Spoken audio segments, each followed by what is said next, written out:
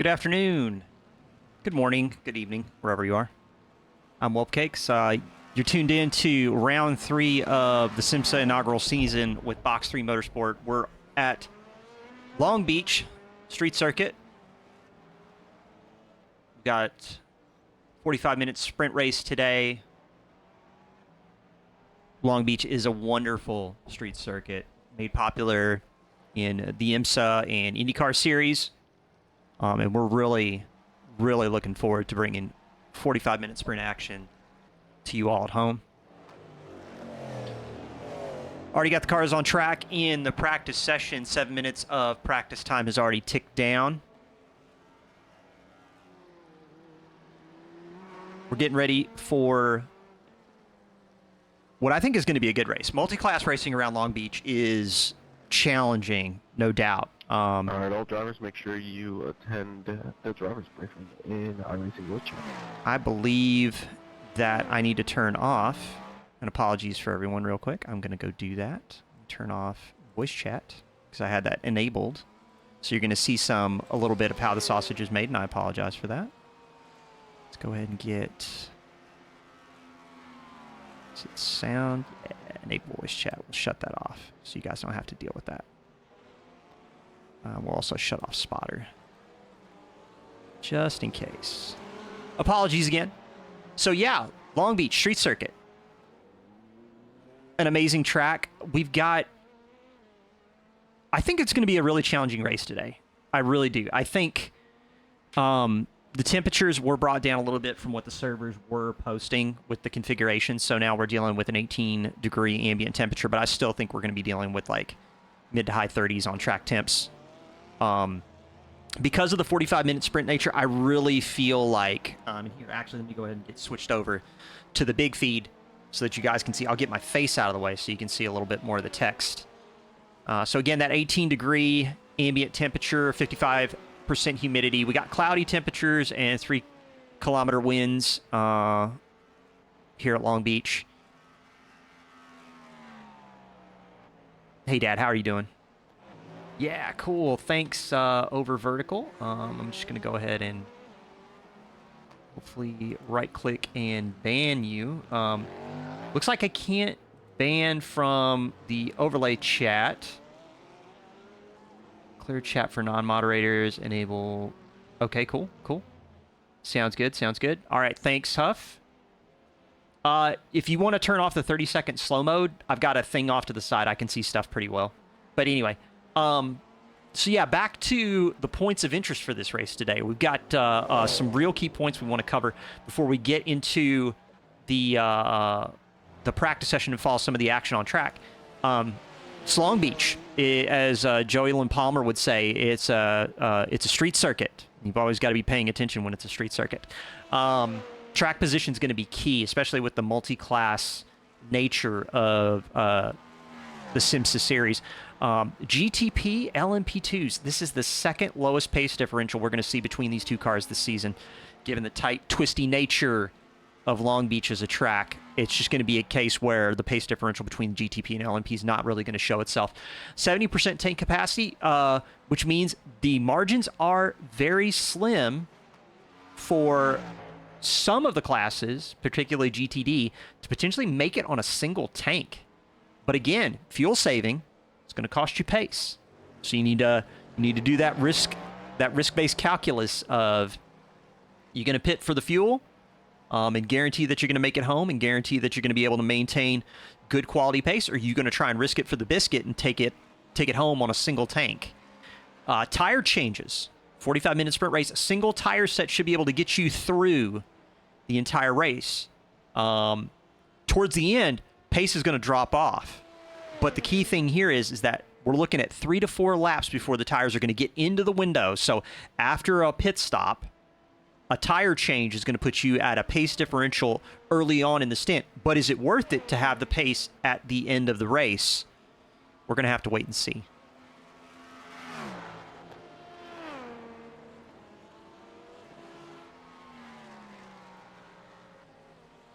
Let's get switched over to the track feed. Take a look and see who's out on track right now.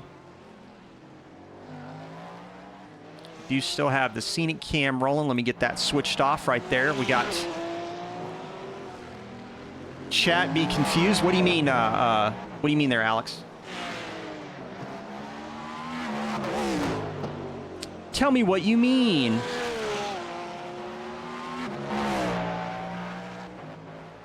Oh, that's the wrong button. Sorry, I'm still learning this stuff. So with free practice underway, 12 minutes is in the books. We still got, what is that, 28 minutes left in the session. We've got Daniel Carvalho in the number 14. Oh, does look like we need to hide that information. Get that get that AZR Motorsport GTP. David Carvalho rolling the Cadillac this season. I think it's going to be a pretty good car. It's pretty popular. Marco, how are you doing? Rooting for your boy from Portugal. Glad to see you here. Thanks for joining us. Round 3 of the IMSA season. Long Beach, 45-minute sprint. Hope you're going to be here with us to enjoy it.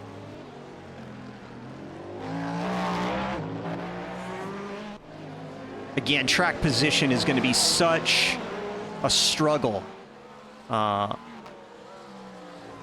Afonso Quiros. Let me actually pull up some of the data from the last race. Oh, actually, I need to get the pit wall switched on. Let me get that switch flipped. And then let's jump over to the Box3 SimGrid page, which if you're not already following the community, be sure and give us a follow. That is thesimgrid.com/hosts, plural, /box3, BOX3.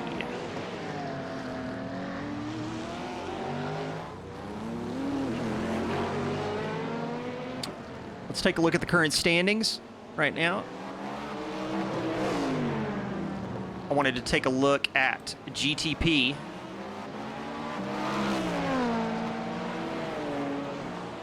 So Afonso Quiros, who we were looking at earlier, did manage to finish out round 2 with a second place finish in the 555 for AZR.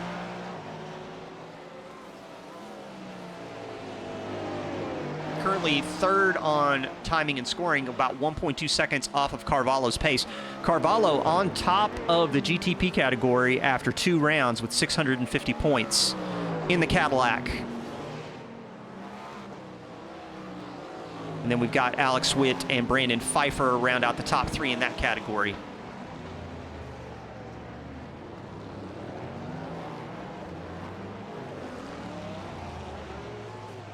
Going to take a look and see who do we have on track in LMP2 right now. We've got the class leader, Mr. Dylan Bittman in the Liepert Esports LMP2 on track in the 193.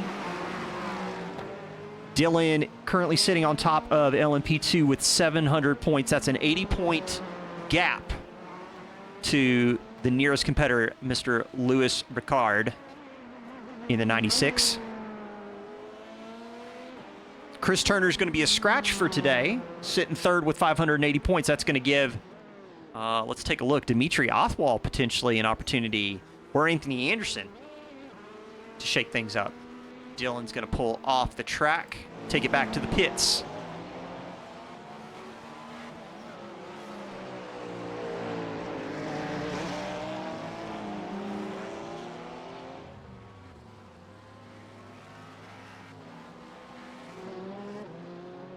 I'm going to butcher your name, sir, but over in the GTD category, we've got the leader right now with 700 points, Guilherme Reis in the 21 for AZR, running the Porsche 992. 700 points, 2 first-place finishes in round 1, round 2, so back-to-back wins in the GTD category, and he's got, looks like 60 points on his nearest rival, Mr. Robert Lewis, who is going to be a scratch for today in the 949 Ferrari 296. Marcus Judson third with 600 points. Don't see Jets on track right now, but Tony Tornin. I hope I pronounced that right, Tony. Tony's here. Tony's got an opportunity. 480 could possibly close the gap to Marcus Jutz a little bit in the GTD category. So right now, we got about 5 of each of the prototype class and 4 GTD on track. Hopefully we'll get some more before we get into the quali session. We still got some time. So hopefully we can stick with that. Taking a peek over in the iRacing chat in Discord. Looks like...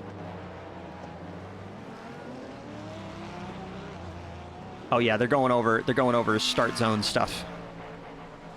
They're going to try and stagger the start a little bit at the DRS line to try and keep the cars from piling up on one another.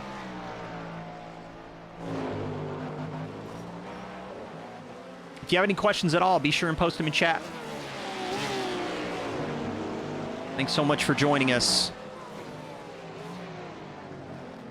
15 viewers already. This is awesome. Really appreciate you all turning out to watch us at Long Beach. Tough circuit. I would not be shocked if we see lower participation numbers for Long Beach. It's a very demanding circuit. Multi-class racing poses a pretty distinct challenge for the racers out there.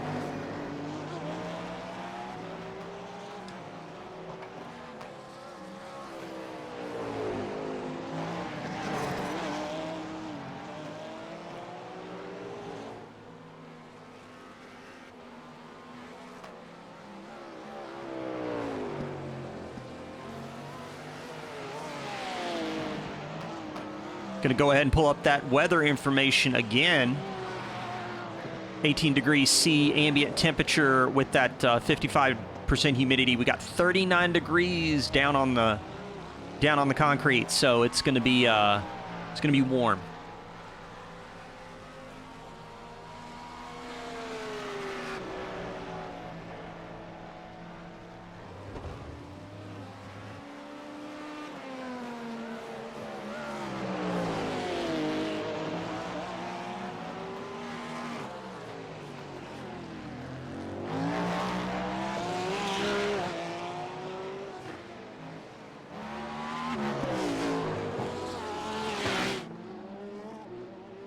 Ethan Hamlin in the 46 and Toni Torinen in the 666 BMW M4 going into turn 1.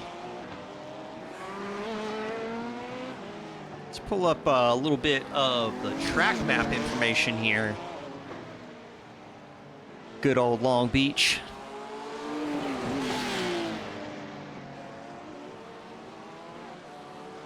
Get the weather out of the way. As soon as I remember where it is. There it is.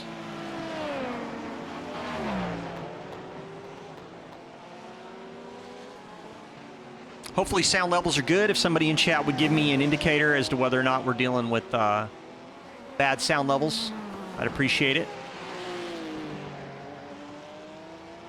Hopefully you all can hear me okay.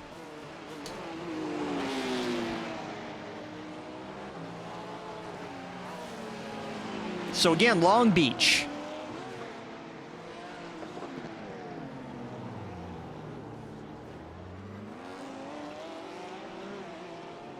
Oh, Rick, thank you so much. So yeah, with Long Beach, we're dealing with a track layout that's been in use since 2017. We got a few key corners that we're gonna need to pay attention to. So let's find somebody on track. We're gonna pick the GTD leader right now, and let's jump on that that nose cam right now. Look at the layout of this track. It's just beautiful. It's just a beautiful street circuit. Those walls are going to be so inviting for people that are pushing too hard, pushing beyond the limits of their aerodynamic and mechanical grip. And you could end up in the pits with a lengthy repair bill. All right. Let's jump in, get the dashboard switched on. Down the start-finish straightaway now into turn 1.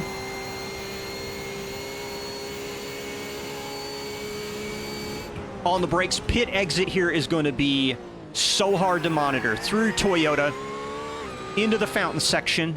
We saw IndyCar calamity on lap number 1. Cars spinning all over the place into what's almost a double 90-degree right-hand section before we hit this short straightaway before the Tecate turn. Left-hander before we go down Pine Avenue. Shifts over to the right on the brakes, pulls the car in, back on the power, trying to get as much rotation out of the 992 as possible. Letting the traffic through as they go down Seaside Way. Up through the gears now. Let's see what he can get up to as he gets into Firestone turn at the end of Seaside. Down through the gears. And now the Indy left. Almost a hairpin into one of the tightest hairpins in the calendar. And now down Shoreline Drive and across the line. And that is a lap of Long Beach. Thanks very much to none other than Mr. Reese. Let's get switched back over to that race info page. And again, still got some time.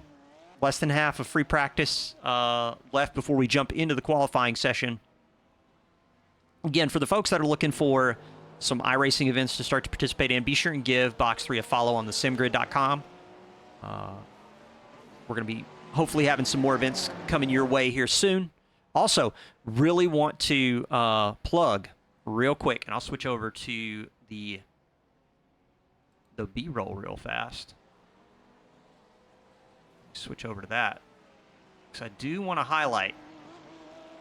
So we've got our SIMSA calendar, Season 1, but this one right here, Top 40 Drivers. Servers are now open. The next ACC season underway. Top 20 drivers are going into GT3. Bottom 20 drivers are going into GT4.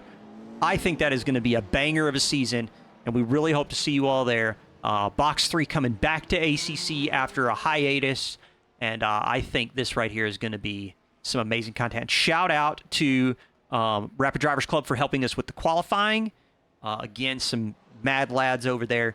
Huff is really plugging this series, and we really hope to see you all there. Again, servers are already live. Going to be open from the 11th to the 25th. Be sure and get in there and get your times. Get back to the action on track.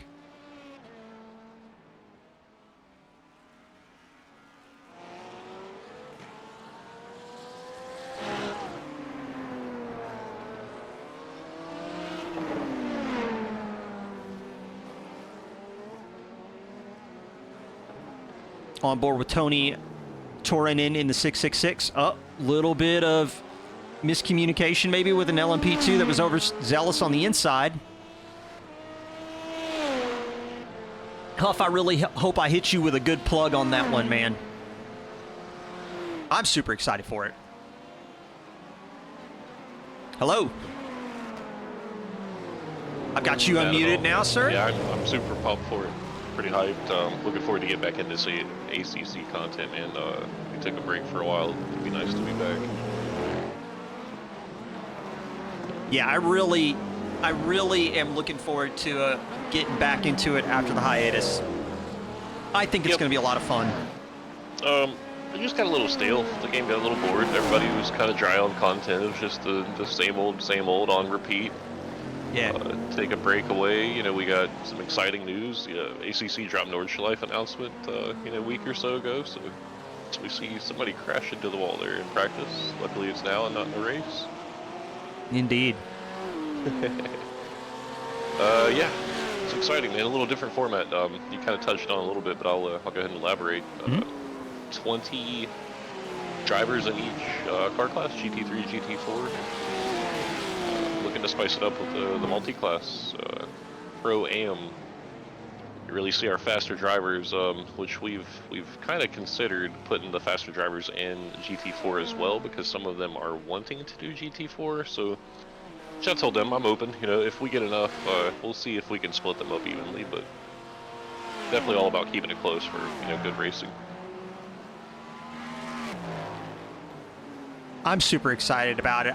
The thing for me is you guys decided you wanted to do the multi-class for the return to ACC? What was the big driver there? Is it just trying to maximize the life out of ACC in terms of what it can offer the Box 3 community? Like, what was your thinking in going with multi-class for the return? Me personally, man, it was a multifaceted thought process behind it, being that, like I said, GT3s is typically all people want to run in Assetto Corsa. You know what I mean? It's the GT3 sim. You know, iRacing does it good, but for the most part, everybody likes ACC GT3 cars, but just wanted to do something different than we've done in the past. We've typically, never really done GT3, GT4 format like this, but just something a little different, and I truly like the progressive nature of the series, whereas your slower drivers are in the GT4, much like a feeder series in IRL. You don't put Max Verstappen out in an F1 car when he's 15 years old. No, he had to work his way up. You know what I mean? So yeah, kind of similar concept here.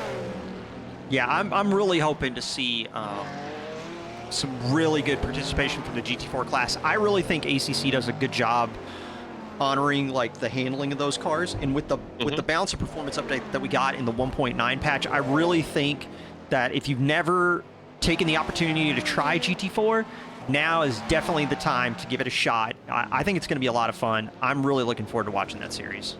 Yeah, the only concern I can see is kind of the Alpine being the dominant GT4, so yeah, I feel like it's going to be GT3s versus 20 different Alpines, so we'll see. Well, I mean, that's the thing. It's still even if it's an Alpine spec class in particular, it's still going to create a pace differential and a lot of mix-up on track. Sure. So I'm really looking forward. I mean, you take a track like Valencia or a track like Misano, and man, that's going to get spicy. It's going to get spicy real fast. Yeah. So let me ask you this. Long Beach. It looks like we do have 17 in the lobby for this race. I think this is going to be a banger of a race. What are you looking forward to out of Long Beach? Well, I'm really just becoming familiar with the circuit as we were kind of hanging out in BC a little bit before, and it's a street circuit, of course. Obviously, it's pretty technical. It doesn't appear like there's really any point where you can truly open the cars up. So. Yeah. The pace differential, from what I'm told, on the top two classes aren't as exponential as they typically would be in your standard race, your standard layout. So I think we'll see them two cars a little closer than usual. Yeah, it looks like also between the folks in their respective classes right now. At the top end of GTP right now, we've got a little over a half second between the top three. LMP2. The margins look maybe even a little bit slimmer. We're looking at less than a half second between the top three in that class. And then you get into the GTD category. And I mean, we got Cornerly actually taking the screws to Reese in this round. Like, I think that we could be looking at a hell of a 45-minute sprint here at Long Beach. I'm really looking forward to seeing what this format and the multi-class action around here is going to look like. What do you think? Oh, man, that was a shot. Oof. Alex Martin in the wall, and there goes one of the other GTPs. That was big. I feel like that's what we're going to be seeing a lot of today. Oh, yeah. Technical corner, high-speed section coming into the very, very sharp corners. Yeah, it's really going to be so stressful for these guys, but man, the action is going to look so good on stream. I can't wait. Yep. So so we got ACC getting started again. We've got round 3 of SIMSA happening right now, and we've got Laguna happening. I think it's going to be first week of December. We're going to have like a break because of Thanksgiving and stuff like that in the SIMSA season, and then we're going to go into Thanksgiving, or not into Thanksgiving, the first week of December. We go back to WeatherTech Raceway for round 4. I think that's going to be awesome too. That's probably going to be even slower in terms of what these prototype cars can do. I think that could be when we see the LMP2 and the GTPs, they're closest in terms of pace. Yeah, I think so too, man. I'm really excited. I think because it's first week of December, I think I'm going to be able to participate in that in GTD. So I'm going to be, Nice. What's your thoughts on Laguna as a circuit? Driving the circuit. It's tough. It is so tough. But I love American tracks. Like I love American tracks. That's one of the reasons why I love the fact that we're coming to iRacing from ACC. We get more of these tracks. It's just really good action to watch. American street circuits, I think, are some of the best in the world, and I'm glad we're getting to really highlight it and do a lot of those here in the SIMSA inaugural season. What other stuff for the folks at home? You don't have to like spill all the tea, but like what is like future of Box 3? What can people be seeing from Box 3 in the next 6 months? All right, next 6 months. Actually got a lot of stuff in the works background, especially with regards to ACC, because that's my specialty. Other guys handle the iRacing. I'm a bit ill-informed on it. I'm just getting into the sim. It's pretty solid. I like it so far. But from my end, I know we have a bunch of stuff. A bunch of stuff going on and planned for iRacing, just because we're trying to really capitalize on this first true series for us with the IMSA. I feel like it's gone pretty well. We're 3 rounds in. We're sitting at 19 drivers on track for a pretty crappy track that people don't want to show up for. So it's not bad. But overall, the general turnout for this series has been great, and the reception's awesome. People love it. So we're going to keep pushing iRacing content. You can expect a lot more series coming up for that. But as far as ACC, we do have quite a few things planned. With regards to the Nordschleife Big Drop as well, there's something really exciting we're working on with I'll just say with a couple of other communities. I'm super excited about Nords coming to ACC. I think that's going to be a banger. Real quick though, go ahead. I'm just gonna. That's all I'm gonna do anymore. Is I'm just going to drive Nordschleife in ACC. That's all I'm gonna do. All I'm gonna do. Hey man, here's the thing: you get used to the corners in ACC, man. Then just come over to iRacing when you're ready, and just do what is effectively like the successor to the VLN, where they're basically just doing week after week after week at the Nordschleife. So you could just do that, because there's a whole series where all they do is just do 4-hour enduros at Nordschleife. So sounds like a blast, man. The track is amazing. For the folks that may not be in tune with Box 3 and our first like dip into the iRacing thing, you guys have also got some like special stuff in the background happening with other communities in iRacing. Like what other stuff do we have brewing in the background in relation to like promotionals or anything like that? Anything you can kind of share with the audience?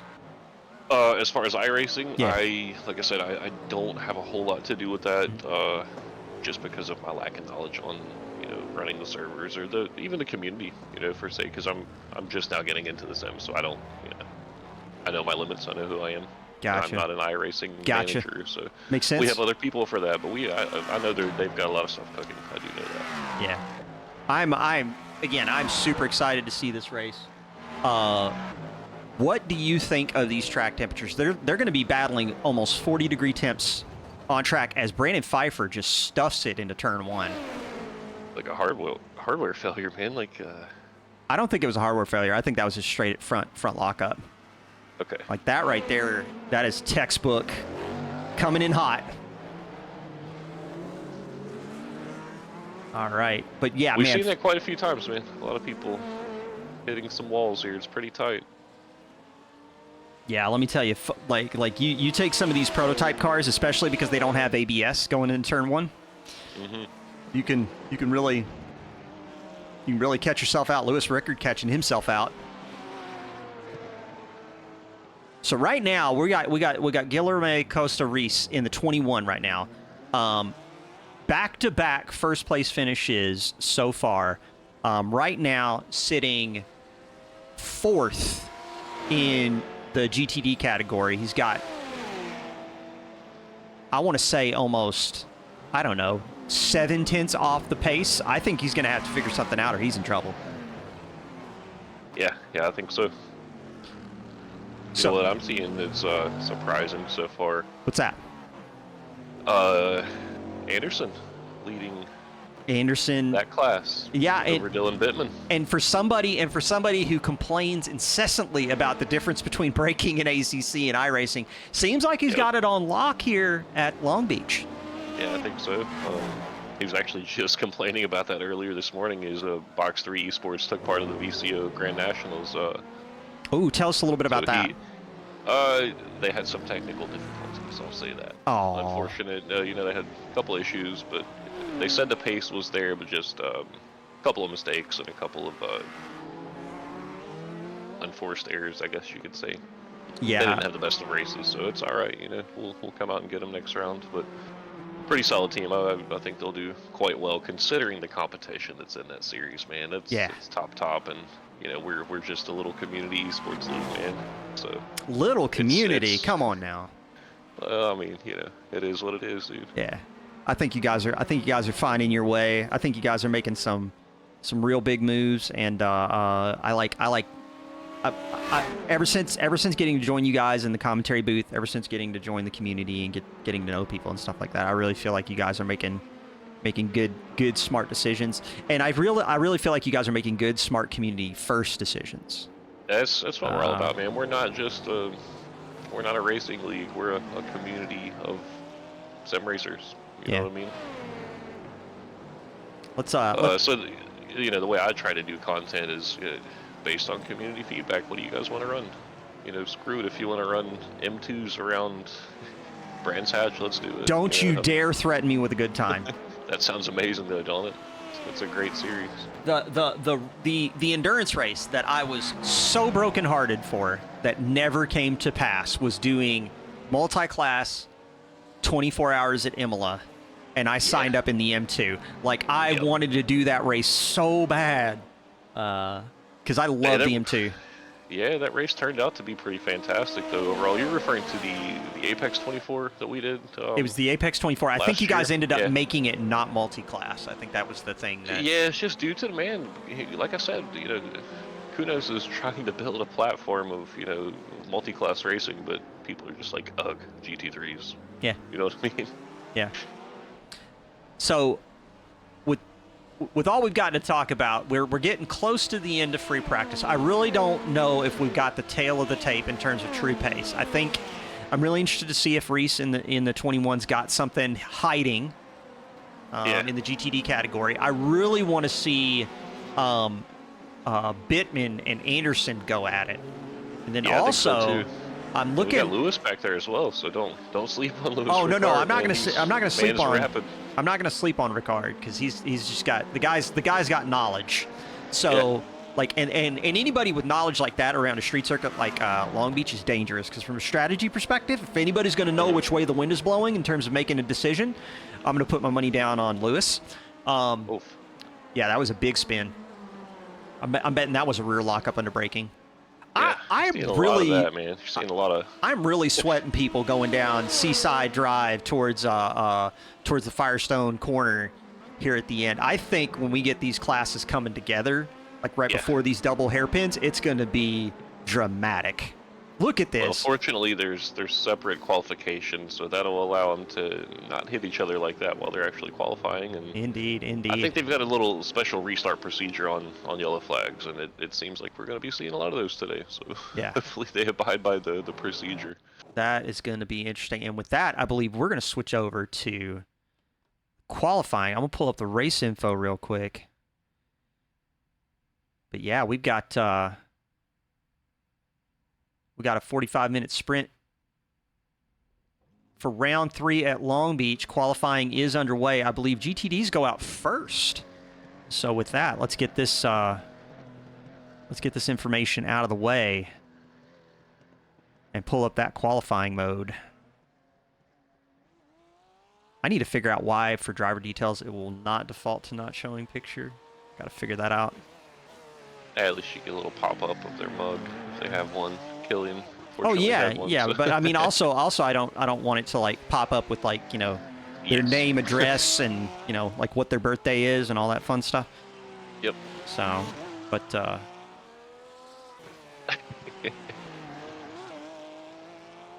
yeah, Gian, if you've got a picture, I can totally pull yours up.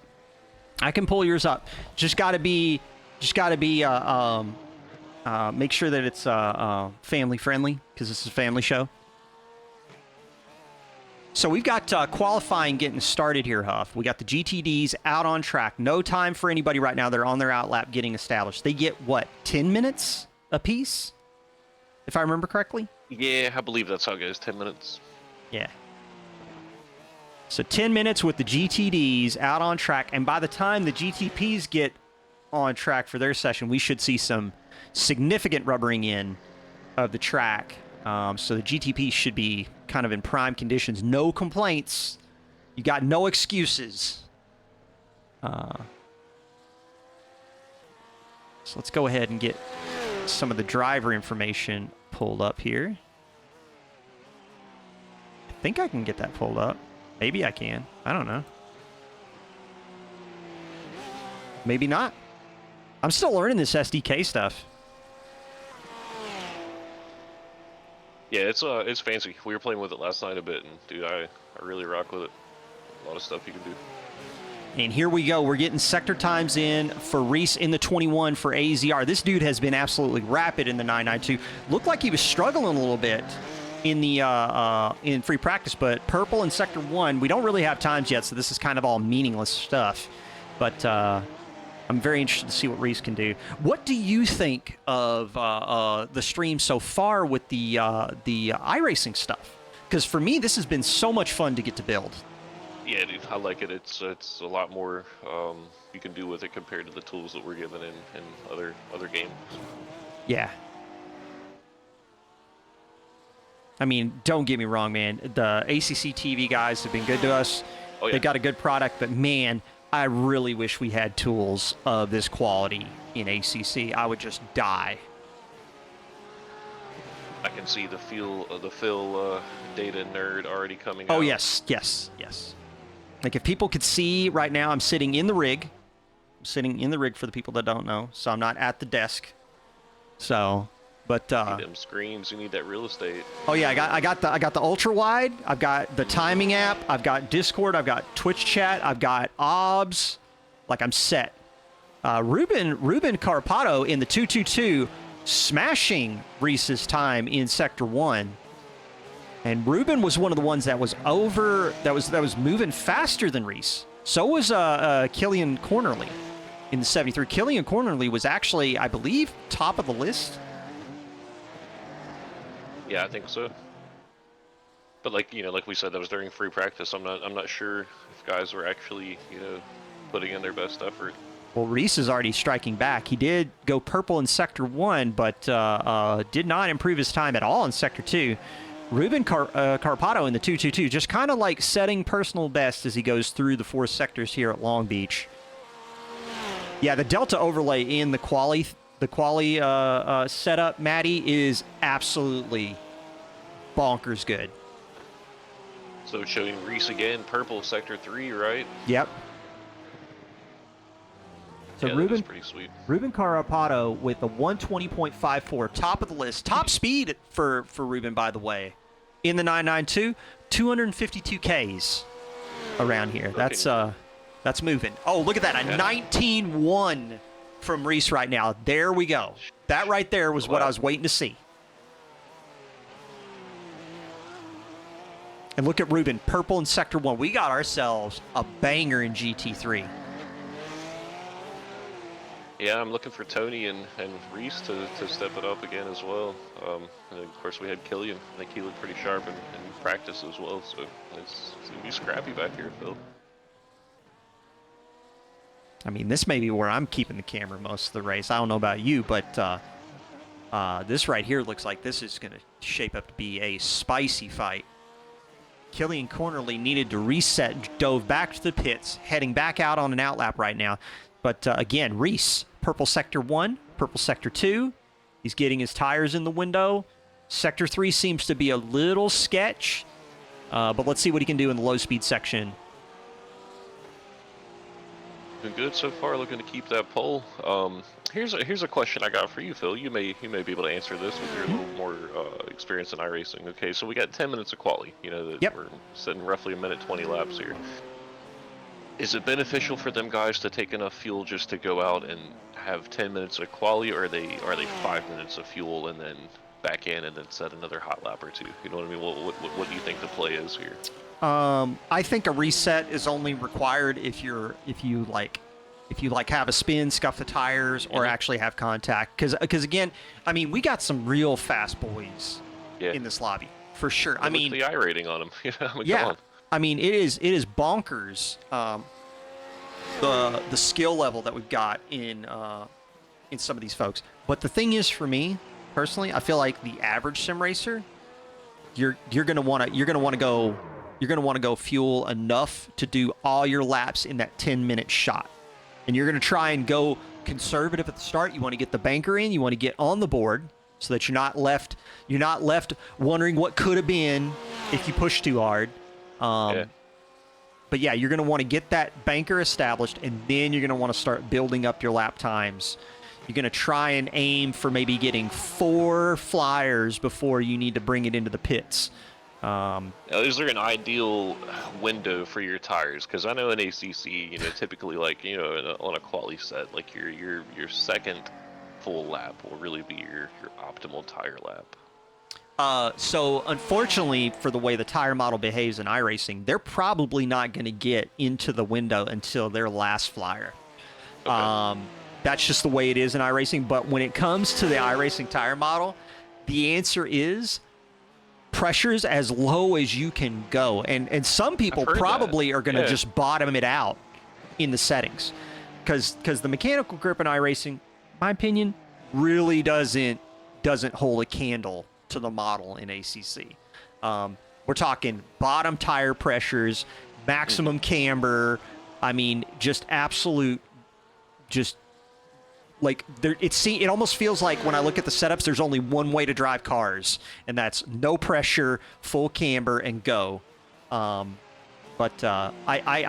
hoping that we see a little bit more, given the kinds of temperatures and conditions we're seeing here today. So just taking a look right now, checking back in. Reese still on top with that 19.071. Carapato cannot get within 4/10, and Cornerly is just out of it right now, about a second behind. He is on his out lap, but he's really going to have to push it if he's going to try and get something set up for the end of the session. And I haven't seen anyone else qualifying right now. I wonder if there are some people taking some strategic, not going to quali. Maybe. I've heard the start of this race is pretty tough. Start of this race is tough, especially because you're going to have people hitting at the DRS line and going into turn 1, potentially like jam-packed together. Fountain section, anybody that's watched IndyCar knows how dramatic the fountain section can be. In fact, what we should do real quick, let's jump on board. We'll switch over to Carapato right now in the 222 as he's going right now down Shoreline Drive and on approach. Retro Coffin did just let us know that it has been extended to 11 minutes for quali. Going into the first corner right now. Again, walls, Huff, all over the place. Fountain section. Walls, curbs, unsettle, yep. Change in variation, change in your weight, another curb. There's a big wall to your left. Yep, big wall to your left. And we've already got some scuff marks on it, so we already know that people have introduced themselves to the... Killian looking purple? Am I reading that right? Killian's looking purple. Killian's on fire now. This kid is finally putting it together. In fact, we should probably switch over to Killian here in a minute. But he's actually in front of Ruben, so we're going to stay with Ruben as he gets ready to go down Seaside towards Sector 4.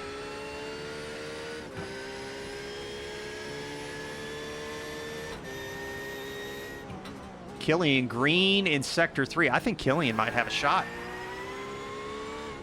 Killian's up 8/10 right now. Killian jumps to P2. Let's go. With a 19.114. 7,000 off. What a lap. Carpato has like no gap in it whatsoever. He's going to come across the line, doesn't improve his time. Well, it does improve his time, but not his position. Let's take a look now. Looks like a bunch of people now pulling off. Because the LMP2s are about to head out on track. Yep, hit that 11 minute mark. So with that, switching back to TV3, Jarrett Skinner in the 960, the West LMP2 out on track. So Huff, not really up to speed on all that's available to you in iRacing, but from what you've seen so far, what is like really piquing your interest from like car classes, tracks, race formats? Tell me what's like, man, iRacing does that and it makes your eyes pop. I do like the multi-class, like this right here. The IMSA format's pretty amazing. I like the prototype cars. I like the open wheelers, which I've been kind of dabbling with a little bit. And believe it or not, man, I know this is going to sound really simple, but I enjoy the hell out of the Miata class, man. That is such a fun drive. For the folks that don't know, like, seriously, don't sleep on slow formats in sims like ACC and iRacing. It offers some of the closest racing you will get your hands on. Yep. Because there's a little bit of room for error. There's a little bit of get your shoulders out and elbows and little bumping. I mean, it's all fair play in that class. So like, yeah, it's fun. I personally just love it. Like, it's just, to me, it's like, seriously, the margins for error are so much smaller. And again, until you get that esports contract, as far as I'm concerned, you're an amateur. Oh, B Fife in chat. How are you doing, Fife? We're gonna get to see you tear it up in GTP here in a minute in the Sim Magic. What are you running? You're running the Caddy this season, aren't you? Let's see here. Where are you at? A fellow Sim Magic connoisseur. This man knows what he's doing. Well, we saw you tear up your GTP earlier. And by the way, hats off to your pit crew if they can get the front end reattached to that car before quali. Those dudes are legends. Alex says he's coming for your life. He's like, I'm not a killer, but don't push me. Anyway, so into the hairpin. We are in Long Beach, I'm just saying. You gonna go ahead and throw up the gang signs? Is that what we do here? No. Nothing quite like that. But the thing is, for me, is when I say don't push, the thing that I'm talking about is we got multi-class going through the street circuit at Long Beach. I cannot wait to see the first time an LMP2 or a GTP runs up to a GTD in the final hairpin, and everybody is just kind of like doing Spider-Man meme, pointing at each other. Like, it's gonna be fun.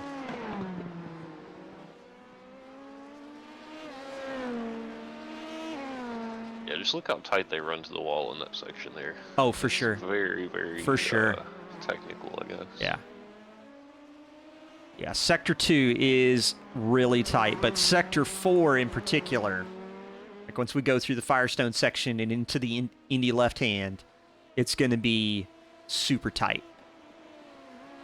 On board right now we were on board with Rickard. Now we switch over to Thompson, who's now headed down Seaside Drive. And Thompson, currently 1.9 off the pace. Big slide into Firestone. I guarantee you he had a rough meeting with the wall right there. And I believe that's Anthony Anderson right now trying to navigate through the hairpin and probably find his way around Thompson if he can. Yeah. Now, what's your play here? What would you do? Oh, for me?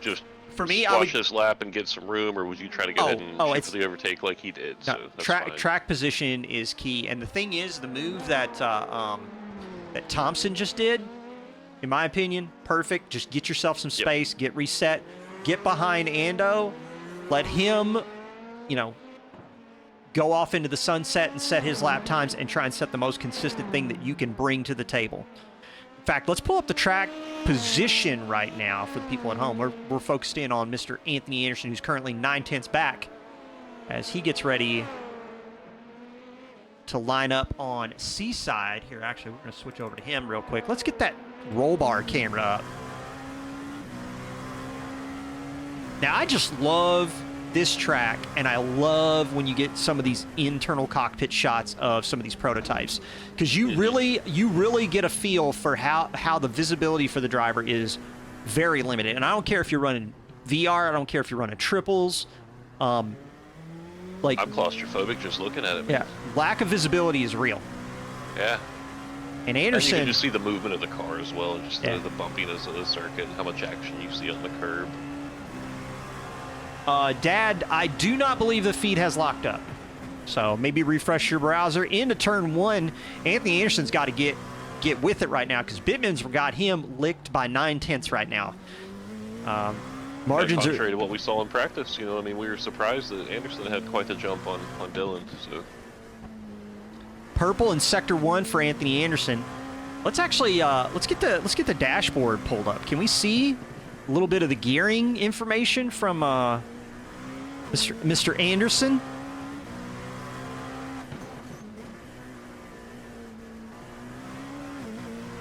Little bit of a sketchy sector 2 for Mr. Anderson. He's going to have to really pedal to the metal. Oh, he's down on time. I don't think it's in here, man. He'd need a miracle sector 4 to make any kind of gains. And look at this, folks. On the brakes into the final hairpin. The turn is so tight, the actual in-game hands don't know what to do with it. That's wild. That's some wild stuff. Comes across the line, does improve his time, jumps to second, really needs to find 3/10 if he's going to make a shot at Bittman.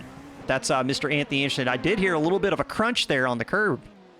yeah, Wonder if it's it a caught him out solid a little lap bit. considering a couple of mistakes that were made by him. So I definitely think he'll improve on that time. Purple sector 1, green sector 2, Lewis Rickard, 96 car. Slow on sector 3. Do you think Lewis has got it to maybe find 1 or 2/10, maybe jump into P3 here? Yeah, I got a little faith. I think he'll definitely hop into, maybe not on this lap here, but he's got the pace in there for sure. So he's going to have to get with it because I believe he has less than 4 minutes to get a good lap in. Oh, jumps to second. Look at that. I can just shut my mouth now. A 12. See, I told you it wasn't going to be on this lap. I told you. 12.8, putting him less than 2/10 from Bittman. He's got less than 4 minutes to set another one.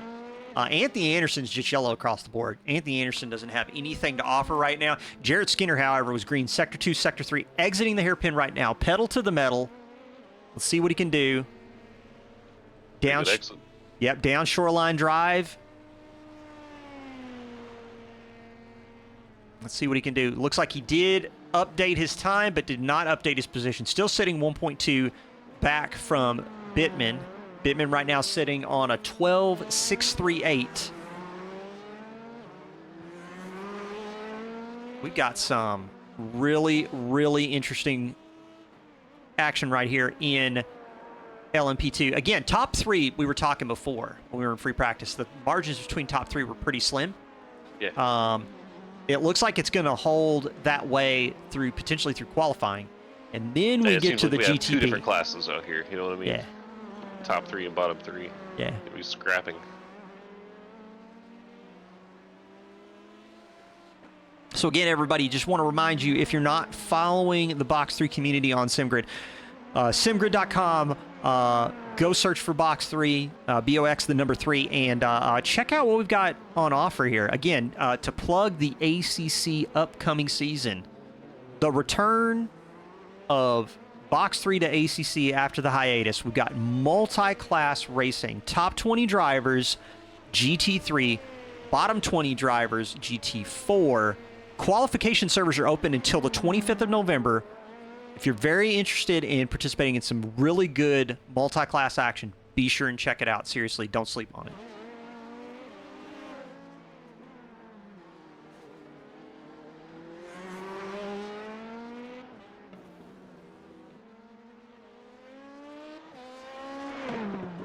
Oh man, look at this. We got Flip Van Zyl. We got an actual rookie 2.5 in here. Nice. Thank you for posting that link, Huff. Appreciate Good man. you.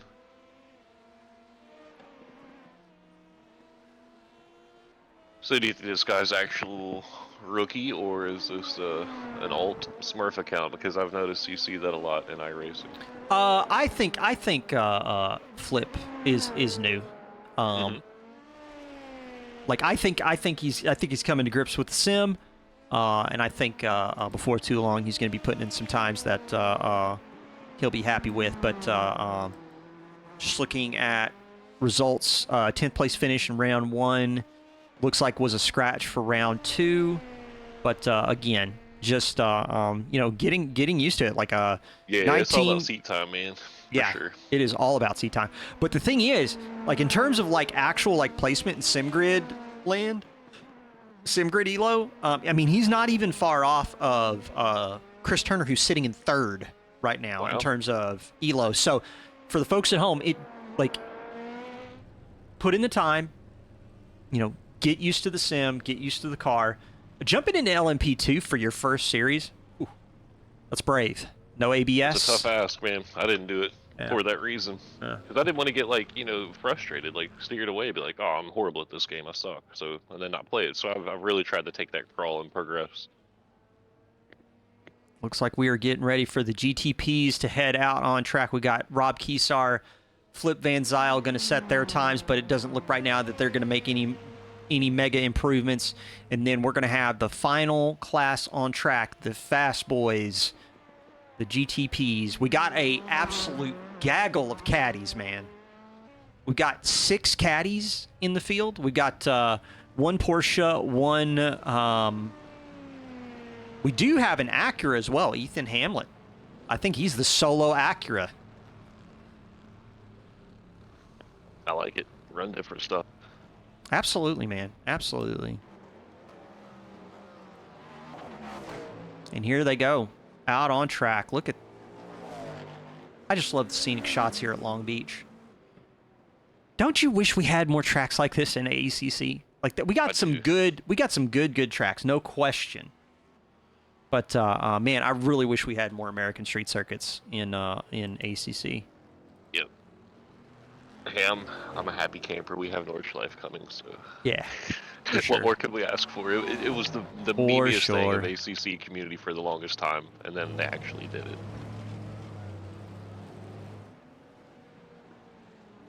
All right, so we've got GTPs out on track. Rob Kesar is going to go into the pits, and then we've got folks getting ready to set up their flying laps.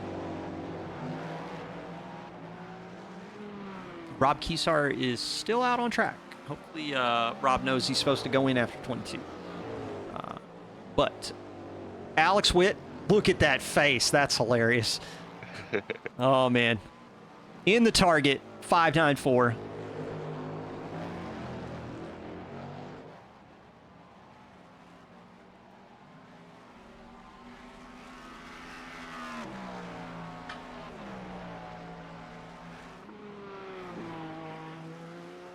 Daniel Carvalho, we were talking about him during free practice right now, going purple in Sector 1 in the 14, just setting the trend.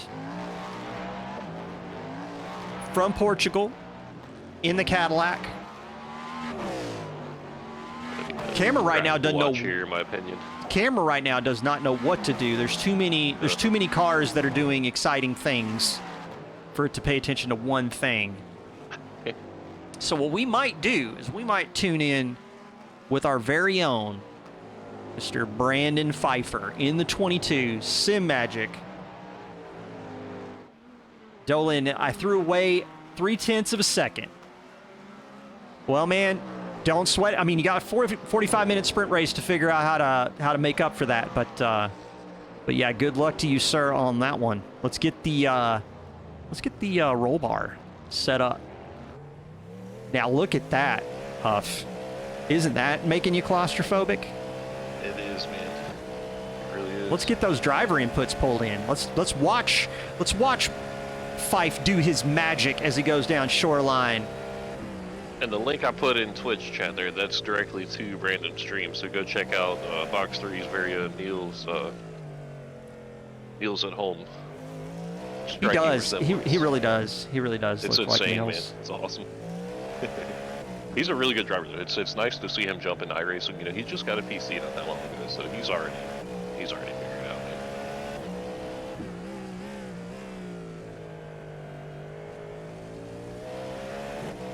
man. Okay, so he's headed down Pine Avenue, getting ready to set up for the big shot down Seaside and into Firestone. Currently waiting for him to get set up. This is his out lap. He's not really setting up for a flyer yet, but we're getting a preview of what it looks like from the GTP point of view as we go into the Indy left, setting up for the hairpin and the blast down shoreline.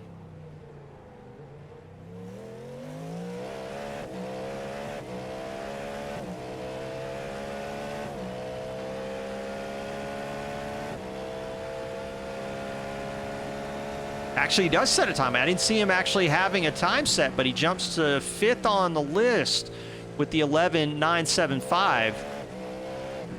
Look at the pace between everybody, Huff. This is wild. Let's get switched back to TV3 here. Yeah, I think this will be the most competitive class to watch today. Here, actually, I'm gonna focus on leader. We need to get some leader stuff going here. Daniel Carvalho right now is just blitzing right now. Absolutely blitzing.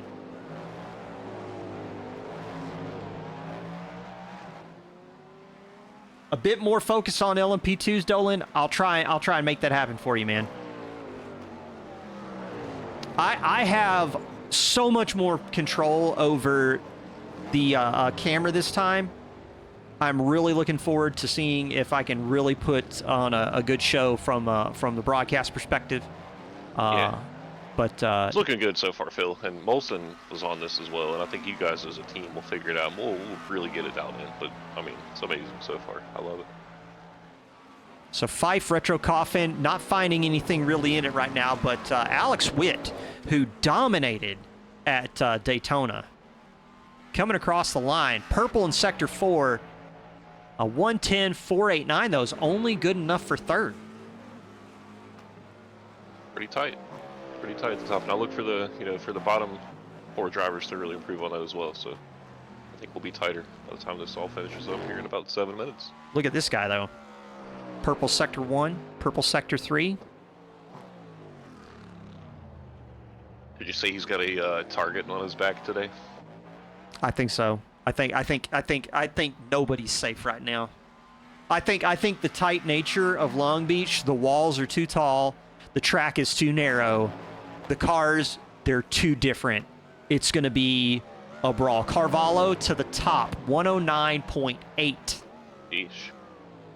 Separated himself from the field. And Hamlet strikes back. The 109.93. Yep, less than a tenth between those two. Where's Quiros? Where's Afonso? Afonso's got to get the AZR moving, because right now he's sitting 1.4 back as he goes into Toyota into the fountain section. The bumps, the undulation on the track is just brutal for these prototypes. Yeah, you can really tell from the onboard view, like I was touching earlier when we were on. Oh, you want to with the super claustrophobic view? You really see the bumpy track. You want to talk about it from that perspective? I got you on this one. One. Watch this stuff. Watch this one. Let's go from that left front suspension, and you can see the wheel travel as they're going. You can that's see something this game does a lot better than other sims. Other sims kind of look like you're more floating on the track. You really seem like you're on the track in this game. You know what I mean? Oh yeah. They do a pretty good job. Oh yeah. Good. Maximum steering lock on the exit in the 555. Quiros is green. Sector 2, Sector 3. Looks like he might improve. Comes across the line and jumps to 4th, a 110.854, so putting himself a little bit closer to Carvalho. Yeah, LMDH is also like an absolute trampoline around here. Carvalho, purple Sector 1, yellow Sector 2. It's going to be interesting to see. Gian Cardoso. Let's check in with Gian. Gian's the one that turned me on to iOverlay, which we used in, I think, round 1. for the camera controls. That I stuff actually was... use those for my overlays while I'm racing, because the black box for me just isn't enough. Oh yeah, oh yeah. But GN was mega legend for showing that off. So Carvalho with a 110.136 does not improve, still holding a little less than a tenth. Hamlet and Witt are in the pits. Like, I'm waiting to see if one of them is going to jump out and try and take one more shot at this, because they're running the clock out. They need to get with the program. Afonso Quiros jumps, just improves, now within 8 tenths. Pfeiffer sitting on a 112 for that lap. And then, yeah, just looking to see who else we've got. Alex Martin's actually on some big improvements right now. Let's get. Yeah, it's unusual to see him down at the bottom. I just think that this track is a struggle bus, man. I think it's a struggle bus for everyone. Hamlet, Cardoso jumping to third over Alex Witt with a 110.480, putting the 42 caddy in the top 3. Alex Martin in the Animu car, now blasting down Shoreline. Let's see if he can improve his time, maybe his position. Jumps up one spot, leapfrogs B. Fife with a 111.7.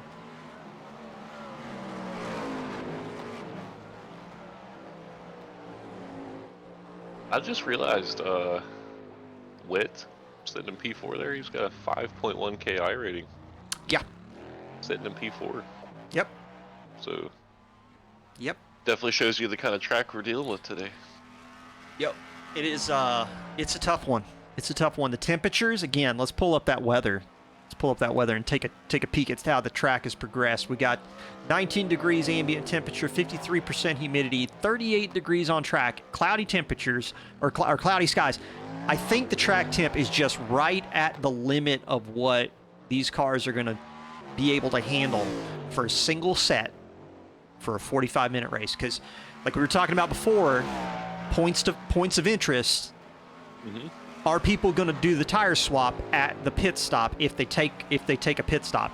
Again, I heard a lot of people talking partial to only taking rears, or situational if they're scuffing tires, or if they spin out, may as well go ahead and take 4. But I think we're going to see some strategy plays towards the end of this race.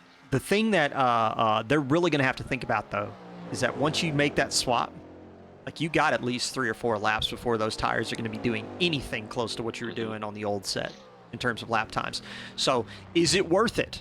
Or do you kind of try and conserve your tires, maybe save yourself a little bit of lap time? I think that's my play there, Phil. I think I'm driving a bit conservative, especially considering the nature of the track. You're going to see cars possibly piled up, maybe bouncing off a wall here and there. I'm chilling for 45 minutes and just being optimistic, and hopefully I can make some moves toward the end. Indeed. That's me. So right now, Gian Cardoso, green in sectors 1 and sector 3. Oh, Fife losing the back end. Oh, man. They put that barrier there for a reason. That was a tough one. So let's take a peek. Do we have anybody right now? Nobody really out on a flyer just yet. Well, Afonso Quiros in the 555 for AZR is. So let's get that nose cam enabled here. Get right down at the track, make you nice and motion sick for the folks at home. As he goes through Tecate and now heading down towards, which one is that? I believe that is Seaside. So now Seaside again. Real bumpy on the right side of the track. So if we see some battles going into the right-hander before we go down the Seaside straight, that is going to be interesting, because people that try to hang it out on the inside, they've got nothing but a very bumpy track surface to greet them on the right side of the track. That's going to be tough, especially for these prototypes. They're going to bottom out super easy. Again, out of the hairpin, cross the line, jumps to third, a 110.280. Who else we got here? We got Gian Cardoso down Shoreline right now. I don't know if he's got it. He just improves a little bit. Yeah. then I think that's pretty much it. I think everybody else is done, and we are finished. Should lock it in. Yeah, it is. It is locked in, folks. Let's go racing, Phil. It is going to be so interesting once we get switched over to the race session. We'll bring it up. Let's see if we can bring up the race. So we do have a little bit of information that we can show right now with the driver details. Yeah, Carvalho in the GTP at the top. Bittman bringing up the front in LMP2. And Reese, again, masking his pace in free practice, really showing everybody what he's got in terms of actual raw potential in qualifying, man. That is exactly what's going to make this 45-minute sprint here at Long Beach so exciting. Now check that out. Got the grid posted up right now. Daniel Carvalho, AZR, the 109.842, front row, pole position to get us started at round 3. Alongside, we've got Ethan Hamlet in the 46, only less than a tenth off. Those margins are super slim. And then we've got Alfonso Quiros in the 555, Gian Cardoso in the 42 from Brazil on row 2, Alex Witt in the 594, and the man, the myth, the legend, the double diffuser mullet, Retro Coffin in the 937. Put the lone Porsche in the field. Shocking, right? Of course he would be. Shocking. Of course he would be. Alex Martin, Jisoo Motorsport, 94. Almost 1.5 seconds off the pace. And then Brandon Pfeiffer in the back in the 22, Sim Magic. Let's jump over to those next classes. I'm going to learn how to navigate this. Dylan Bittman, Leaper Esports 193, pole position for the LMP class alongside Lewis Rickard. So yeah. Lewis Rickard is really, really showing us his knowledge and capabilities in the sim against the likes of Daniel Bittman. By the way, 3.6K for Dylan. And then we've got, I think I said Daniel. Sorry about that. It's Dylan Bittman. And then we've got Lewis. Lewis is sitting on 2.2. So that's can't always trust that number, man. Can't always trust that number. That's proof positive right there, man. Yep. We've got over time, I think it equals out, but yeah. Anthony Anderson, Rob Keysar, row 2 LMP2 class, and then Matthew Thompson, Jarrett Skinner on the 3rd row, and Flip Van Ziel from South Africa in the number 5 rounding out the LMP2s. Then we get down to the GTD class. The Guilherme Reese in the 21, 119.071, puts it on pole in GTD. And then we've got Killian Cornerly. Actually, we're already in racing. Apologies for that. I'll time that better on the next run. And Daniel Carvalho is off. He is on the way.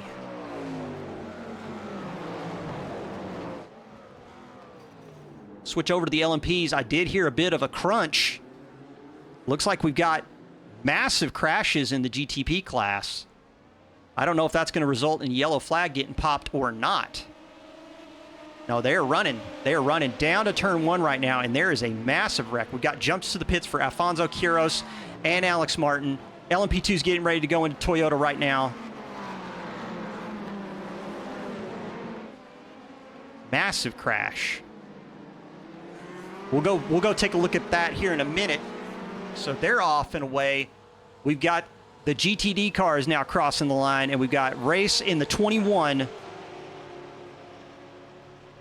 Oh, it looks like Denel is going to be out. Looks like we've already got some folks out.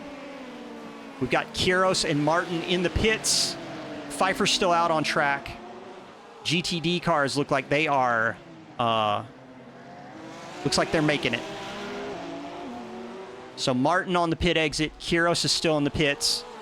Let's Huff, let's go take a real quick look. Let's see if we can scroll back and find what happened there. So we got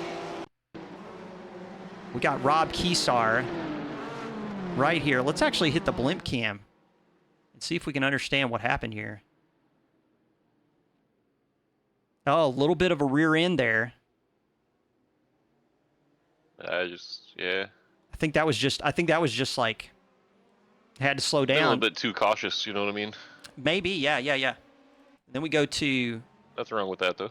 It's all right. Are we More live? safe than sorry. Are we live? I didn't mean to go live. Let's jump back to the incident with Skinner. Now We got David Denil here, Denil, however you pronounce that. He's having some technical errors. That's why he dropped out, according to Discord chat. That's really unfortunate, man. That's a shame. That is a shame. I want to get to this. This turn 1 here, because this seems like we're gonna see something happen here. And I thought it was Jarrett. So going into turn 1, everything looks okay. So where does the actual accident happen? Yeah, I tried to see. I didn't see anything. Not that it didn't happen, but I didn't see anything. Yeah. For them to really RTG weird the way they did. Yeah, really weird. But we'll switch back to live now. So let's get back to the live camera right now. Carvalho right now off to the races. Apology, folks. We got 3.5 second gap between him and Hamlet right now. Scrolling down through the field. Let's find some really small margins here. Dylan Bittman in the Leapert Esports 193. I think this class here, the GTP class, is really where the most competition is at in this series. You got, Dylan Bittman taking P1 first 2 rounds of the LMP, and then it's speaking of Carvalho, he finished 3rd and 1st, and then Alex Witt finished 1st and 7th, and then we have Alfonso currently sitting in P6 overall in the standings. He's finished 15th and 2nd, so there's a lot of diversity between this field. Indeed. Margins right now really slim in LMP. GTP is spread out. We've got a 24-second delta, 25-second delta between Carvalho all the way down to Fife. But Fife is starting to do a little bit more. He's starting to try and extract some pace. Alex Martin is just struggle busting. Alex Martin's crashed again. Hopefully that's not going to result in him. Yep, he's back in the pits. Hopefully he's not out. We've already lost Kiros. We've already lost Denil. So Long Beach claiming souls. And it do be like that sometimes. As it does. The walls are tough here at Long Beach. Yeah, I mean, concrete has no give. I don't know if people know that or not. They're quite heavy. I know the F1 barriers, each little section weighs 4 tons. Each section is 4 tons. That's massive. And we're going to have some barriers. Looks like we do have Alfonso Quiros jumping back in the car, leaving the pits right now. So maybe technical difficulties for Van Zyl and Quiros, but they're coming back out. Looks like Martin's already back out. So it looks like we don't have as many retirements as I thought. Maybe some technical difficulties, some technical gremlins. But Lewis Ricard right now in the 96, trying to keep up with Dylan Bittman. He really said he was going to try to push and stick with him, and I hope for Lewis, and just for the pace of the series, I hope he can pull it out. Nothing against Dylan, but good luck, Lewis. Indeed. So Tony in the pits right now, Tiki, I think might be dealing with some damage, or might be taking the early pit stop. Might be looking at it like from the perspective of not going to be able to fuel save to get her home. All I need to do is get a couple of laps under my belt to then go up to that max 70% in the tank. Could Tony be pulling a sleeper? Massive undercut. Yeah, massive undercut to the tune of 39 minutes. We'll see how it shakes out. Now, my fear with that strategy, if I tried to pull something like that, either, we get later to the race, I would scuff a tire, a little contact, have some damage I'm having to deal with. That's the only reason I don't like that super undercut, if you will. Indeed. So, just looking through the data right now, in terms of top speeds right now, Daniel Carvalho has set a 297K in the Cadillac down Shoreline Drive. That is currently in a class of his own, Phil. Yeah, clearly. The nearest car is Gian Cardoso with 294 Ks, so a little bit off the pace, but man, right now, last lap for Daniel Carvalho was a 1:10.6. Really, again, somewhere else, in some other lane. Ethan Hamlet, Alex Witt right now, second, third in GTP class, both battling back and forth in the 1-minute 11s. So an 11.2 for Ethan last lap, an 11.5 for Alex. We're on board with Retro Coffin right now in the 937. You know what I think's scary? What's that? We're 7 minutes into this race, and look at the track map. Oh, yeah. There's cars everywhere. It's going to be hectic for 40 more minutes. It is. It really is. And again, thank you all so much for joining us for a hectic 45 minutes around Long Beach. Be sure and give us a follow on thesimgrid.com. Just search the host communities for Box3 and check out what we've got in store in the calendar. That ACC multi-class quali going on right now through the 25th. Top 20 are going into GT3. Bottom 20 are going into GT4. I think it's going to be a banger of a season. Be sure and check it out. And then we've got round 4 of the IMSA Season 1, December 2nd at WeatherTech Raceway. Molson will be back in the booth for that one. So, yeah, definitely check us out. Don't sleep on those series at all. Yeah. Now, are we taking a week off after? I know that it's always every other week series, but is there multiple weeks with the holiday coming up? I believe there is. I'll pull it up right now. I'm checking now as well. So we got Long Beach November 11th, and then we're back at WeatherTech on December the 2nd. So a couple of week break. Man. Yep. This right here is going to be a casualty fest. We've already got crashes from Killian Cornerly. That's huge. Killian Cornerly getting involved in something could be huge, because right now he's sitting, in terms of interval, I think he's, I want to say somewhere in the neighborhood of, I think, like 5 seconds back, maybe 10 seconds back from Reese.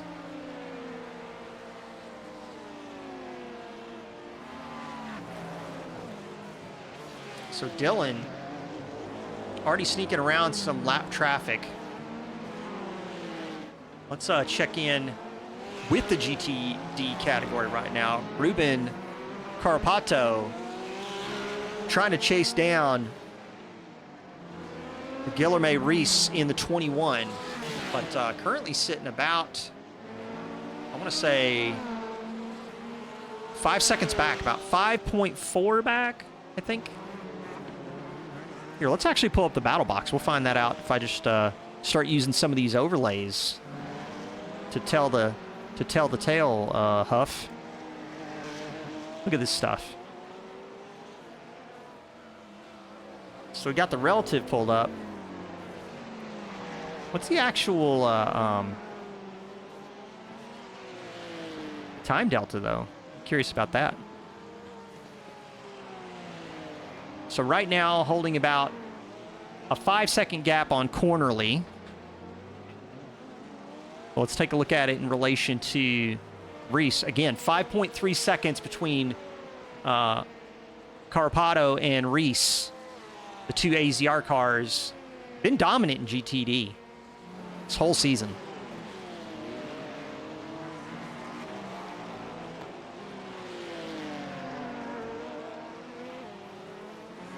Yeah, we don't have Lewis out there today. Robert Lewis. The one Robert Lewis was a scratch for OG. this. Yeah, the OG. Yeah. Scratch for this week. Wanted to run, what was it that he was running? That he was Fuji. looking for to. I don't think he's running Fuji. I think he's running one of the 4 hours, like the IMSA 4 hour at Road America. Or 2 point. Yeah, that's probably not a bad shout that there's a couple iRacing special events this weekend to kind of thin out the herd, because you can imagine this with the full grid. Well, we have like roughly 50 people signed up, over 50 people signed up. Yeah. Sheesh, there That'd would be be no room huge. to breathe, man. Be huge.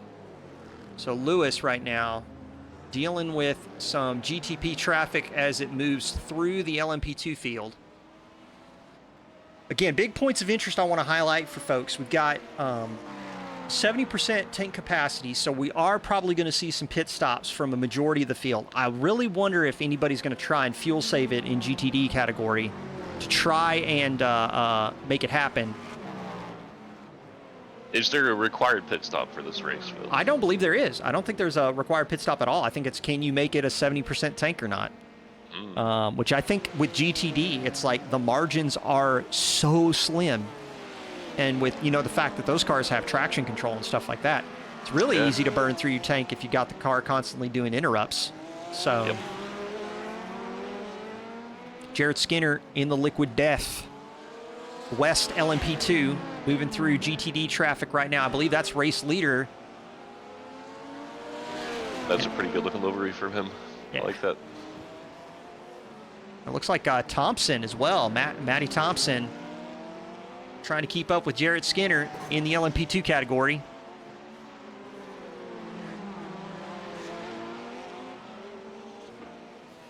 So this is the slim stuff right now. So let's ride on board with Thompson as he's trying to chase down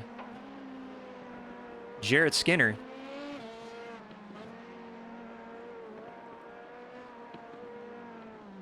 Oh. Huh? That net code, right? That net code, huh? Ooh. Like,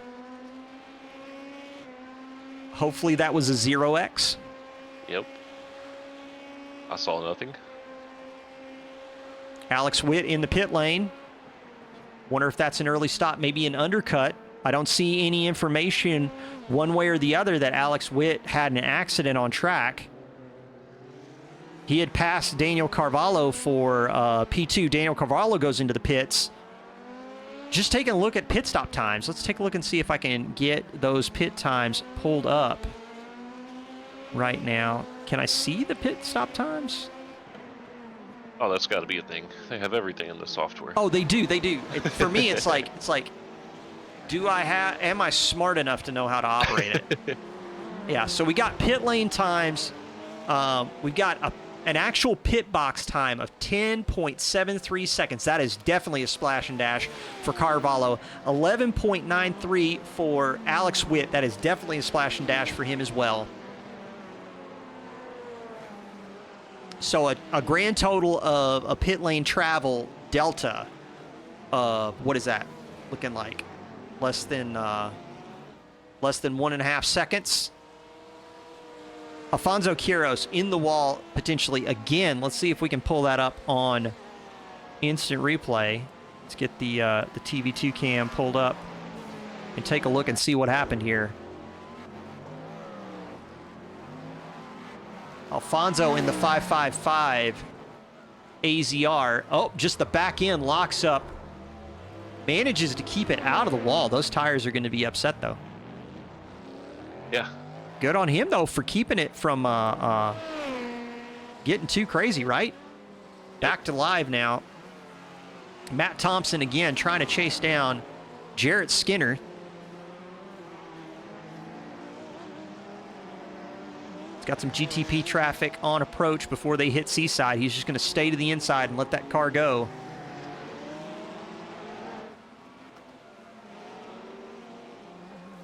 Huff, we are only 15 minutes into this race. It's been exciting, Phil. There's been a lot of action. There's been a lot of action. It just goes to show you the kind of racing these street type circuits, especially, you know, the Americans can bring. Yeah. Like, oh, there's an interstate in the city here? Yeah, let's chuck a racetrack in it.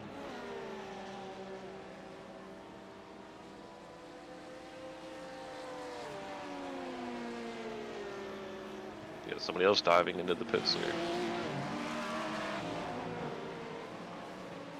Matty Thompson, yep. Gian Cardoso, looks like Gian Cardoso had a moment. Matt Thompson into the pits.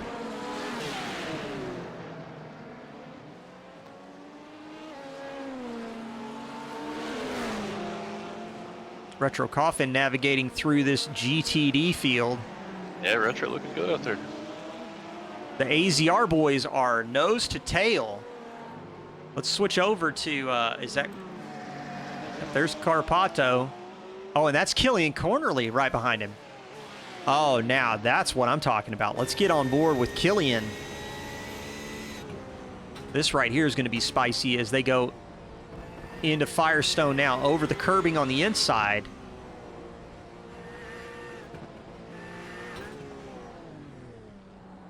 Just how brave do you need to be to try and throw it up the inside in the final hairpin? Yeah, I think Killian's gonna send it. I would. Yeah, Huff is not one to be messed with.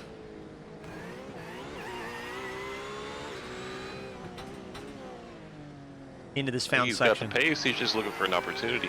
I think it's there. It's tough. Just remain patient. Yeah, it's tough. Long Beach is tough. Alex Witt with a 1:11.149. Daniel Carvalho comes out of the pits and has set a 1:10.37 for the fastest lap of this race.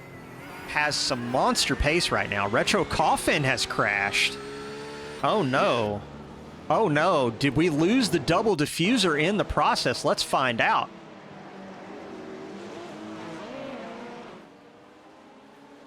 You know what they say. Hair today, gone tomorrow. He was not all business in the front. Nope, he was not. He was not. And then jumps out, gets out by the skin of his teeth before the AZR behind him. Oh no. Oh no.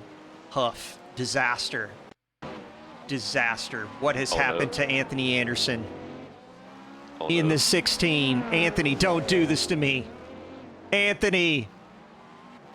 Okay, he keeps it out of the wall.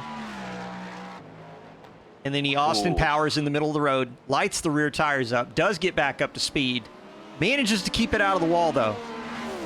Yeah, that's all right. I'd rather take that, 8-10 second delay than eating the wall. You are not wrong, sir. You are not wrong. Ruben Carbato now back over on Retro Coffin right now, trying to stay out in front of the AZR. I think he's taking a late pit stop. Coffin is. He's going to try and stay out. Massive traffic jam in the hairpin. And they're looking to get around here. A bunch of up the inside there due to it. Opportunistic, as Anderson follows behind too, taking advantage of that. Well, Anderson was trying to stay out in front of, I think, Matty Thompson. Yeah. He's still trying to get a hold of those tires and get himself back in, I'm sure. They almost came together. What is happening here? Like Anderson, Thompson is blue flag to Anderson. We got Jarrett Skinner in the pit lane.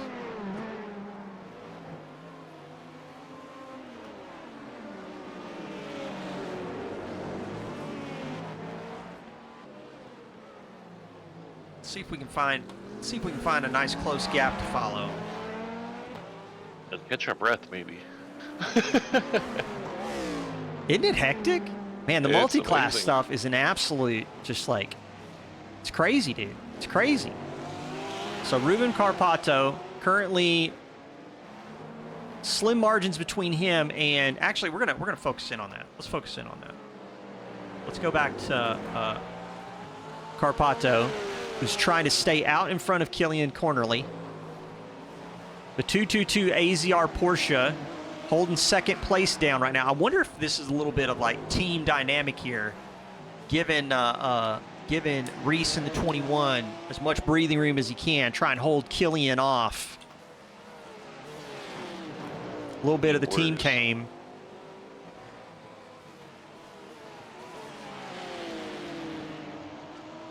Yeah, it's pretty solid position for both of them.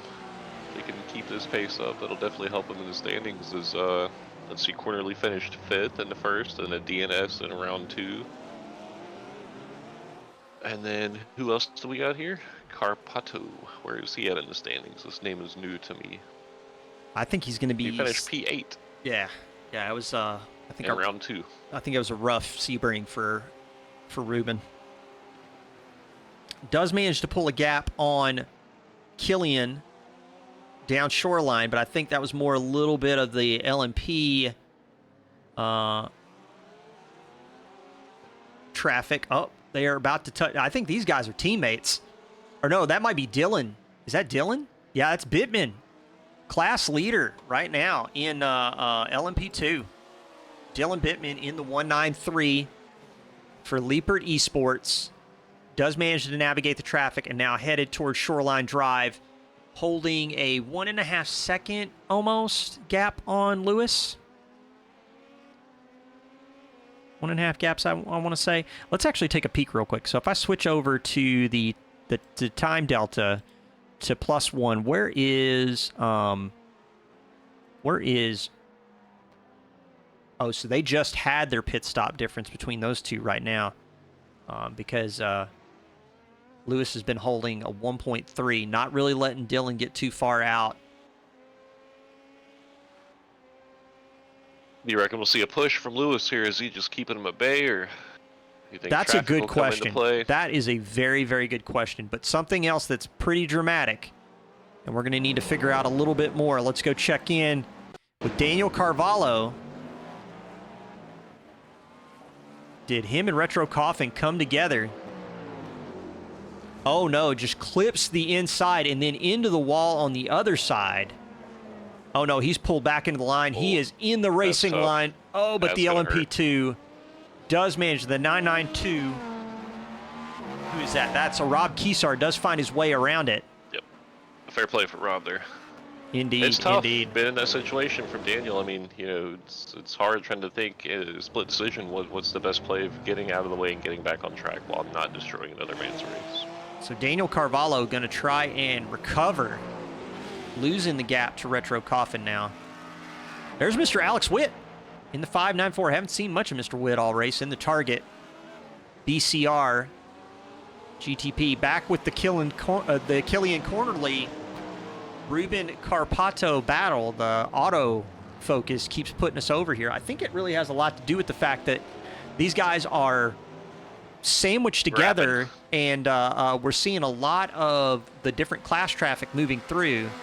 Yeah. Managed Killian, to keep it clean so far, keeping that battle going with playing with traffic as well. So I think fair play to them. Killian is really just trying to bide his time. We got another GTP on approach from behind. Alfonso Quiros, man, 14 positions lost on the day. This is going to be a race to forget, I think, for Alfonso. That's unfortunate. Hopefully he can pull it together. Finished 15th in round 1, second in round 2. So he's got the pace. Just can he keep it out of trouble? So with the with 24 minutes in the books, we have 2 retirements. Tony Tornin in the was that in the 666 BMW's out. Alex Martin, it looks like, in the 20, also out.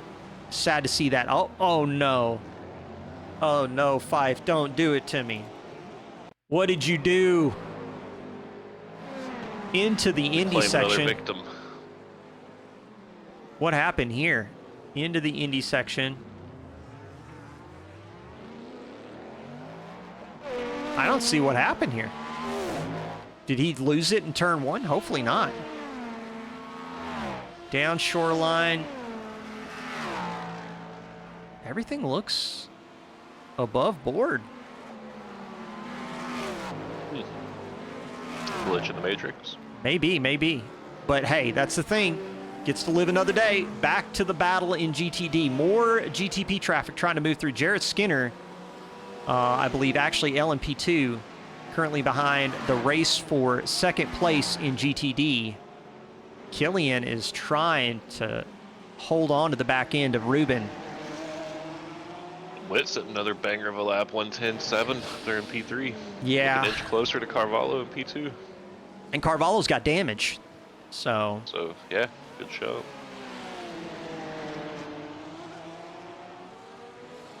again, Killian's going to have to bide his time.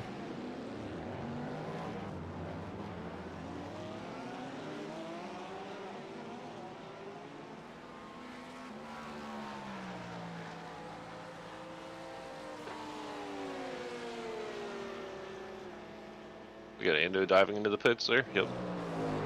So Ando going into the pits, going to try and set himself up for success here at the end. We've got Alex Witt, Daniel Carvalho side by side into the hairpin.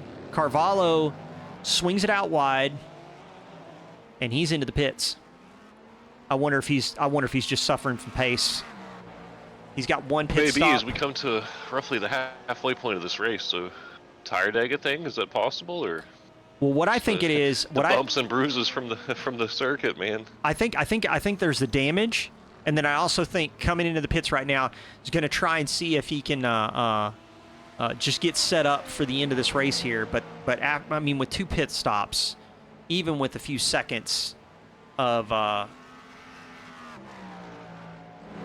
real fast pit stop, 5.6 for that pit stop. That's no damage. That's just petrol and roll. So. Yeah, for sure. Brandon Pfeiffer right now trying to move through the LMP2 traffic, trying to chase down Dylan Bittman. Meanwhile, Lewis is kind of stuck behind him a little bit. Yeah, it's interesting. The pace of these 2 car classes are really, really close in this, as we see a couple. If I remember, yeah. You were saying? I was just going to say we see a couple, out of position classes, if you will. Yeah, Ben in a different class than MP3, Lewis at MP5, and then you have a couple of the other classes sitting down there, 6, 7, 8. I believe there is one quick repair on Rick, so it could be that Carvalho was holding on to that, and then after the Austin Powers moment on Seaside, might have decided to come in and just take advantage of it. But Brandon Pfeiffer right now struggling to find. How quick is a quick repair? I mean, it's going to be a few seconds just because you got to come to a complete stop. Okay. And then you'll go up on the jacks and then come back down. So it's going to be 5 seconds seems reasonable. So Lewis Rickard in the 96 in the pits. Not sure where Lewis. So Lewis currently in the Box 3 LMP 2. I believe that is his only pit stop. And it looks like he's going to cycle out in front of Rob Kesar right now, still on the backside of the track. I don't think Lewis has any worry about getting caught by Lewis. But where is Bittman right now? Bittman has yet to pit. And he's just now getting ready to go into Sector 4. So Lewis with the undercut. He was 11.7 in the box, 49.5 for the whole pit lane travel. Let's see what happens as Dylan Bittman's going to come into the pits. Let's pull up Lewis right now. So Lewis, let's actually let's get the let's bust out the old chopper cam for this one. Get to the chopper. So Dylan now dropping down behind the GTP traffic, which is to be expected. I got my eyeballs on the pit box time. Lewis having a little bit of... one lap undercut was the play, because he wasn't far off prior to pit stops, eh? Yeah, so 11, it looks like 11.48. Rick, I know. Sorry, I have no energy. Dude, I'm tired. 11.48 on the pit box time and 49.12 on the pit lane travel, less than 0.4 between them. And let me tell you, that is a pit lane exit and a less than half-second gap. Lewis has got the warm tires, though. This is on like Donkey Kong, as Molson would say. Let's get this going. And we got the GTD traffic in front. We do. AZR Porsche doesn't care for either of these guys right now. Yep. Lewis is bringing it. You know what we need? You know what we need, Huff? Let's jump to TV3. Let's switch to Dylan, and let's really see how close Lewis is right now as they go down Seaside into the Firestone turn. Ooh. Did you see Lewis losing the back end a little bit on corner exit? He's pushing. I was going to say, you reckon he's pushing, trying to catch him, man. About 14 minutes to go. We'll see if he can do it. So Dylan getting back up to speed. Now has a lap of getting back up to tire pressure, tire temperature with an 11-second stop. I don't think anybody took tires between either of them.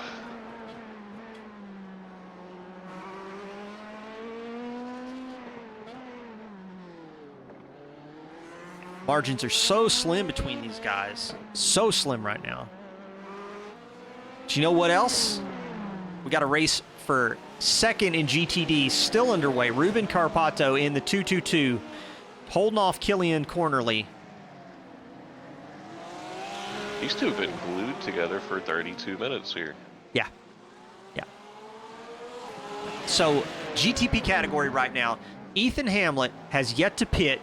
Brandon Pfeiffer has yet to pit. I wonder if we're looking at a long run for those two guys.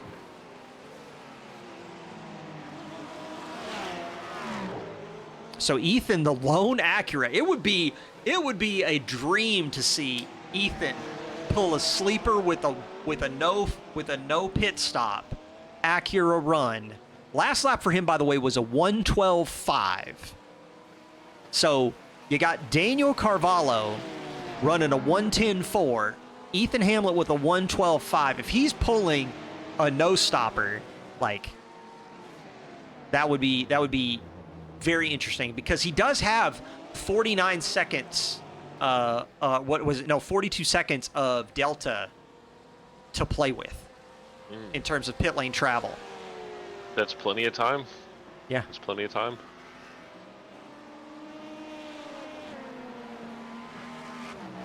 So Ruben's really hanging with it right now.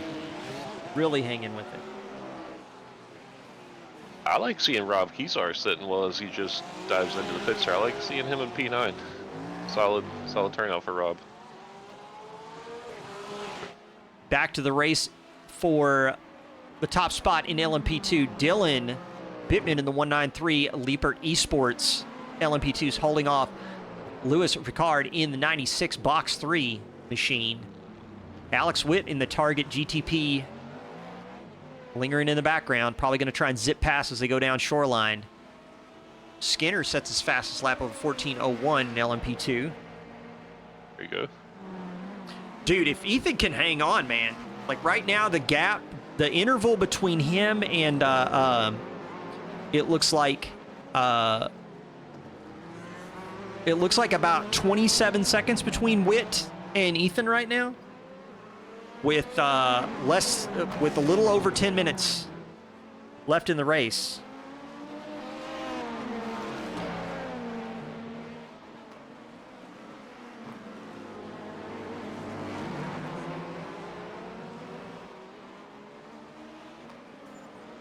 Scottish Lewis with the Celtic color card. You know it. Let's check in with the 96. Not my favorite color combo. I'm not a fan of green. However, he is representing the Box 3. That's actually a Patreon livery. Shout out to Diesel for creating that for him. That is awesome. It's a good looking livery. Be sure and check us out, by the way, on Patreon. Jump in the Discord. You'll find the information on the Discord server. Join the Box 3 community on Patreon. Get access to things like custom liveries from Diesel. There's some really good benefits with being a Patreon member. I think that is my first ever Patreon promo for anything. So yeah, you do. We offer coaching sessions. I don't have that information right offhand, but there's some really good benefits. Coaching sessions from some of our quicker drivers. We do have a couple of esports level drivers in here that offer their knowledge. We have that. Let's see, we have the livery. I think you get a livery every 3 months, if I'm not mistaken. Now that's cool. That is very cool. We kind of get them on board with some behind the scenes. We let them pick certain events and let them know stuff before the rest of the community knows. We try to do a lot with Patreon, keep them heavily involved. So we got a request from J Content to see that on board with Ethan Hamlet in the 46. Jay, you gotta redeem that, dude. These don't come for free. Click the little circle, redeem. On board. I'm gonna give him a taste though, because Ethan's running the lone Acura in the field from the Carolinas, the 46 from America, Mr. Ethan Hamlet. Let's go. Right now, sitting 30 seconds ahead of Alex Witt. Man's in a class of his own, chilling. Yeah, I mean, he's in a class of his own chilling, but right now he's got a freight train right now that pumped in a 1:10.9 last lap in the 5.94, Mr. Alex Witt. You hear that?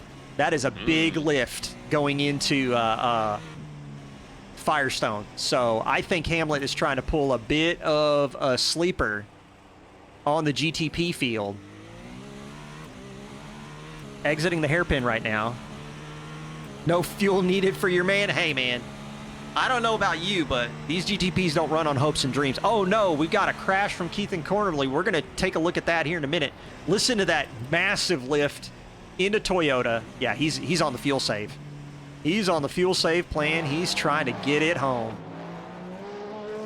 He is holding a decent gap, even with the pace difference right now. 31 seconds between him and Alex Witt. The Witt's caught about 2 seconds just since we've been talking about this and we've been focused on him. So, you know, 2 seconds over a course of a couple of minutes. We got roughly 8 minutes left. So tuning in right now to see what happened to Keith and Cornerly into the wall at the hairpin. Gets it turned right. Tough. Oh, that's unfortunate for Killian Cornerly. I'm sorry, I'm butchering people's names today. Killian, sorry about that. You've been racing. Job. Come on. You've been racing phenomenally this whole time. Very, very sad to see the mistake from Liepert Esports Porsche, but still, man, massive pace this race. Really hoping you can catch back up to Ruben and give him a fight to the end. And with that, let's jump back to the live show, shall we? Ruben Carpato now with a little bit of breathing room, and Dylan Bittman in the Liepert Esports 193, currently holding a very small gap, about 8 tenths between him, 7 tenths. It's varying right now as we go into Sector 4 to Lewis Ricard. Dylan's got to put in some work. They're catching up to Jarrett Skinner. Yeah. What's up? Yeah. What you may have missed, though, is we have P16 Rise, our current standings leader in the GTD. He dove into the pits while we were going over that little incident, so see if he can walk his way back through the standings. Hang on now. So that means taking a pit with a little over 5 minutes left in the race. Yep. Could it be that Ruben and Killian are trying to pull the no stop as well? I think so.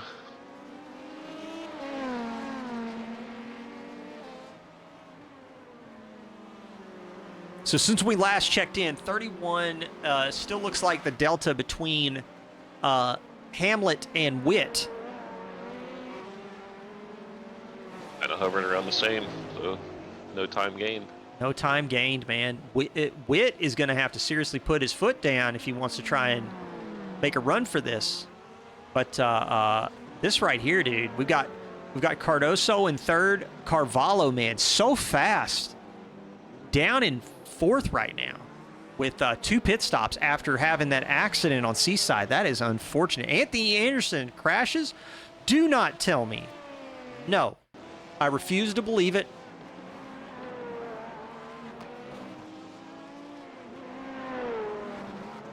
Oh, the back end slides out. He made a mistake and then, earlier? Oh, no, and then he tried to get out of the way, and then the GTP loses the front. Oh, man, he's crab walking. He's done.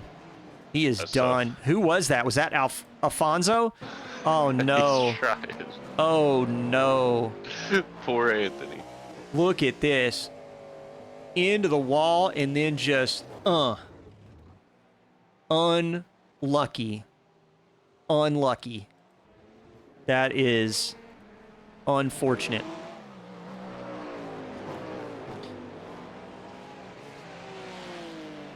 Ando was doing so well, too. He was, man. So well. So that's going to upgrade Skinner to third in LMP2, Keesar in fourth, Thompson fifth.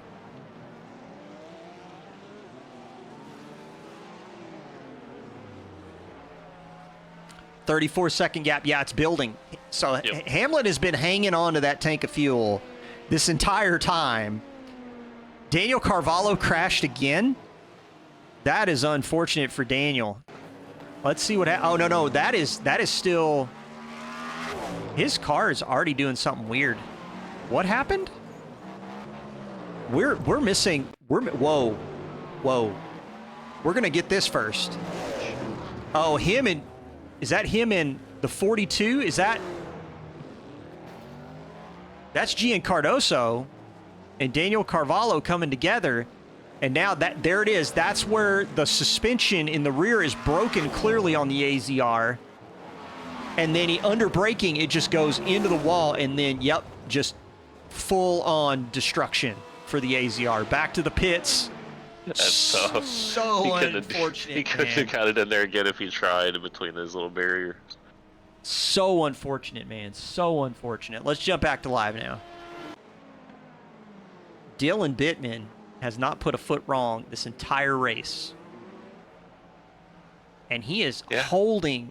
You know what this tells me? I think he's got pace in hand on Lewis. Lewis has done a phenomenal job, but I think Dylan's just got pace in hand. Yeah, I think so too. Hamlet right now sitting 32 seconds ahead of Witt. The lone car that hasn't pulled a pit stop in GTP is 2 minutes away from sneaking through the field in the Acura. Oh. Did Lewis just come together? Oh, no. Please tell me that didn't happen.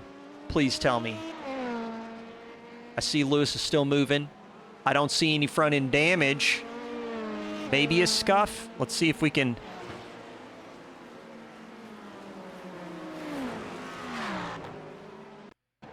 So Dental was parked. Did he back up? So he has to back up. Really close. Oh, almost got Dylan. Backs up again, and then, yeah, just a small tap for Dylan and Lewis. That's really unfortunate, man. So I think that may shoot away his hopes of catching Bittman. Yeah. Yep. Yeah, don't sleep on the Acura, indeed. Witt's got it down to about 31.8. That's about the lowest we've seen it. It's kind of bounced between 30, 31, 32, all the way up to 34. Huff, we just got to do it. I'm going to switch over to Hamlet right now as, again, only GTP that has not pulled... Oh, wow. That is a car that I believe that's flip into the wall on the exit of the hairpin. Down shoreline now.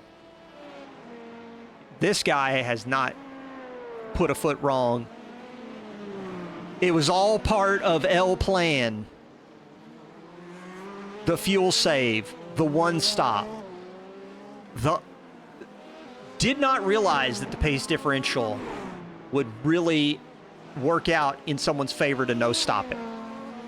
But Hamlet has just pulled off an absolute masterclass in strategy. And we're seeing as he brings it to Seaside, and he should be white flagged. This should be it. He's got nothing but time. No reason to rush it. Yep, I would be very cautious if I were him. Into the Indy left. Headed into the hairpin now. Just again, hats off to Ethan, man.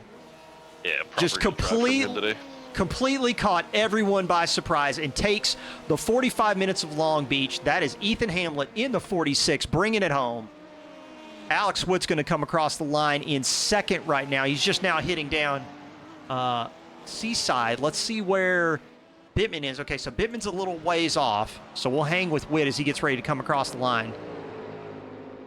Both him and Fife look like they're going to exit the hairpin together and head down shoreline for the last time. Alex Witt in the 5.94 does manage to skate through and take a second place finish home. Probably did not expect that with the pace that Carvalho had. Yeah. Probably did not expect that at all. Retro Coffin's going to come away with the podium. Yep. But Dylan Bittman going to come across the line, flashing his headlights and weaving. The Liepert Esports 193 is going to take the top spot in LMP2. Lewis Rickard, even with the accident, probably going to take... Oh, yeah, Google. Yeah, so much for that. Hey, we were talking about it. That was in my notes at the beginning. Is like, is somebody going to try and risk it on the no stop? Because was the pace difference going to be a big enough sacrifice? I see Ruben. Ruben's broke down. Oh no, that is very much uncalled for. Somebody clip that stuff. We're going to have a conversation about that one, Huff. That is not called for. Let's take a look at the results. Let's switch over. No reason to keep looking at that. Daniel Carvalho, that's the practice results. Give me the actual race results. What are you doing? The actual race results. Or we'll just pull up the race stuff. So Hamlet on top with the 46. Alex Witt, Retro Coffin are your top three. And then we've got Bittman, Rickard, and Skinner for the top three in LMP2. And then Carpado, Reese, and Cornerly taking the top three in GTD. I'm going to try and see, Huff, how do you want to do this with like the interviews? You want to try and see if you can find I'm trying Ethan? to grab Ethan right now. Ethan and Dylan. I'm trying to grab those two lads right now. Ethan is about to hop into VC, and I'll get him down here briefly.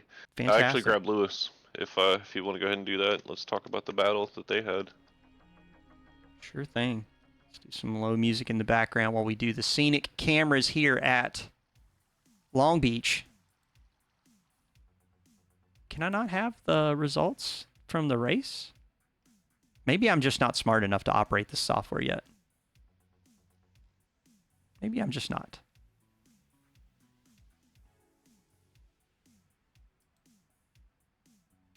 All right, we got Ethan here on standby. I'm ready when you are. Yeah. Ethan, can you hear me? All right, there you go. Ethan, you there, man? Yep, I'm here. Check, check. Ethan, Yep. man. What an absolute sleeper. Nobody, myself included, thought that a zero stop in the GTP would get it home. Well, I just thought that the pace difference would be just way too much. Yeah. But seriously, though, tell me what it was like from your perspective. Basically, it was just a cruise. I don't know what happened in the back, Mhm. the rest of the cars, but I was just cruising around.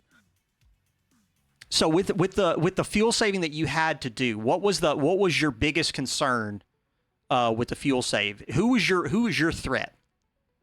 I think my biggest concern was obviously all the cars are going to pass me on the start. I think my biggest threat was Alex Witt from behind. Mhm. He was kind of close to the start, but kind of after a while it seemed like he pitted. I don't know what for, but after that it was just cruising. Man, that was, like I said, I didn't expect that. And I don't know if when you went into this, like, had you been practicing the no stop the whole time? Were you thinking that was going to be the thing you were going to aim for? Yeah, I've been doing some practice, and I found that a no stop was quicker. Interesting. Very interesting. So there you go, folks. Make sure that you verify your strategies before you go into this race. Because 30-second delta. So you did lose some time relative to Alex Witt's total pit stop time. Because I think his total pit stop time was over 40 seconds. I think it was 48. So you did end up losing probably about 16 seconds total. But still, hats off to you for pulling that one out. Definitely caught a lot of people by surprise. And you had a third place finish in round two. Top finish here at Long Beach. How are you feeling as you get ready for WeatherTech? Yeah, I'm feeling great. This race has given me a lot of confidence, and I'm looking forward to Laguna Seca. Fantastic. Well, congratulations on taking it home in GTP category. Caught everyone by surprise, myself included. Big hats off to you, and we'll look forward to seeing you in the next round, sir. All right. Well, thank you. See y'all later. All right, so I believe we have Mr. Bittman in here. That's correct. Dylan, tell me about that battle with Rickard. Did you just have, like, pace in hand? Were you just managing that the whole time? I think I was most likely managing. I was very unhappy with my setup. Had no control over my car at some corners, so I backed off a little bit and tried to survive the race, and yeah, went very good. So with the dominance that you've been showing in the LMP2 category. Is this just like with the calendar the way that it's lined out right now? Do you have any tracks right now that you're worried about? Because you're first place in round 1, you're first place in round 2, you're now first place in round 3. You're going to be probably more than 100 points clear of your next rival. Like, tell me what the rest of the season looks like for you. I was very, very, very worried about this race because I didn't really like the track. I drove it in Assetto Corsa and I don't like it very much. I think Homestead Miami is not a very good track for me. I drove maybe 5 laps in the LMP2 on that track. And maybe Canadian Tire because I need to buy the track. Well, man, I mean, it doesn't look like you were really sweating at all pretty much that whole time. The battle did seem close, but it did look like you had it managed kind of on pace. I mean, you've been dominant this whole season, so I'm not expecting anything less than you kind of like turning it up to 11 for round 4 as we go to WeatherTech. With a track like WeatherTech, is there any kind of concerns? Are you kind of like dealing with very similar sorts of risks with Long Beach, or do you feel like you've got something a little bit different in store for there to kind of like manage Lewis and maybe Chris Turner when he returns for round 4? I really don't know because WeatherTech is a track I also drove. Not a single lap in the LMP2. I drove in the IndyCar, but in the LMP2 I need to learn the track completely from zero. It will be interesting. We'll see. Indeed. Well, congratulations again. Another lights out performance here at Long Beach. WeatherTech on the way. First week of December. Really looking forward to seeing you there, Dylan. Again, congratulations. I hope you had a good time. It definitely looked like you were blasting out there on track. Thank you, and congrats to Lewis to his second place. It's a shame that our battle ended this way with a crash because of a GT3 car. Yeah, it's unfortunate, but again, congratulations to you. Congratulations to you as well, Lewis. We got you in here. I don't think we're going to get access to any of the GTD folks right now, but tell us a little bit about the race from your perspective. It was probably the toughest one out of the 3 so far, definitely. I definitely had more pace here than I did last week and the week before that. I tried a lot just to find a line where I wasn't going to basically be hitting the wall the entire weekend, and I found that line. But it just seemed every time I'd cool my tires down enough to start pushing to catch Bittman up again, there'd be a GT3 in the way, or just something would happen that would just hold me back. And his launch out the final corner is just stupid. I don't know how he managed to pull that out the final corner every time. Well, I mean, that said, dude, I really feel like the margins between you two, like Dylan might have had some pace in hand, and it felt like he was on rails with that car. But the big thing that I'm kind of curious about is you got WeatherTech coming up. You got some really tough circuits on the way, right? Homestead, potentially replacing what is it? Lime Rock. Lime Rock. I mean, you got some real tight circuits. We've got a real tight showing here. So Dylan says he was practicing the last corner a lot. But you got some real tight circuits coming up here. And with this mixed field, the way that it is there anywhere on the calendar that you really feel like you can take it to Dylan and try and see if you can come away with this series with a win? I think it will either be at Laguna or at Virginia. I feel like those are the 2 best for me. Okay. I feel like that'll be where it happens. All right. Well, I mean, I'm looking forward to seeing you guys battle again. That was definitely one of the highlights of the entire stream. Yeah, quite entertaining. Yeah, it was very, very entertaining. But again, man, congratulations coming away with another second place finish against a character like Dylan. That's nothing to shake a stick at. But hey, that's you guys both. P1 back to back to back, P2 back to back to back. Yeah, it does seem like it is going to be a bit of a battle between you two for the rest of the season. So just keep it up. And again, congratulations, man. Second place finish, Long Beach. This kind of traffic, I mean, it was definitely dramatic. but A lot could have went wrong. A and lot it could have went all went right for wrong. you, Lou. but congratulations, sir, and really looking forward to seeing you at WeatherTech. Yeah. Hopefully next time there's not a GT3 in the middle of the track. That would be ideal. That would be ideal for all parties involved. But anyway, man, again, congratulations. Huff, let's get ready to send this off.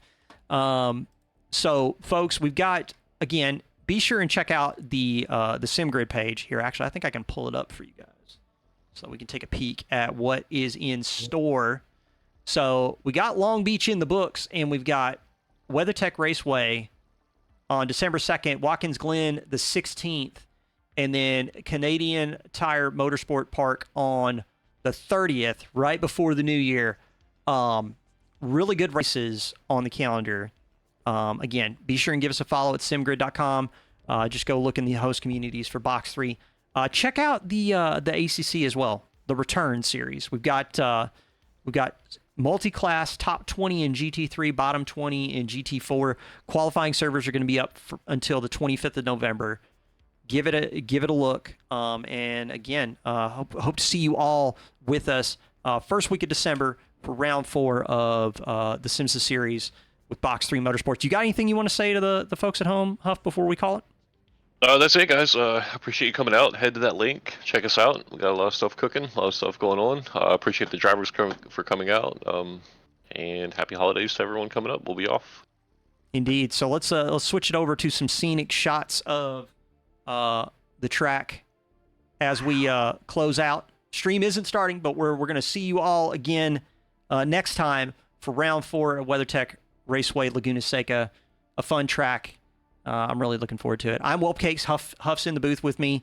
Again, congratulate to everybody who participated. And yeah, we'll see you all again next time. So until then, take it easy. Bye. Bye-bye.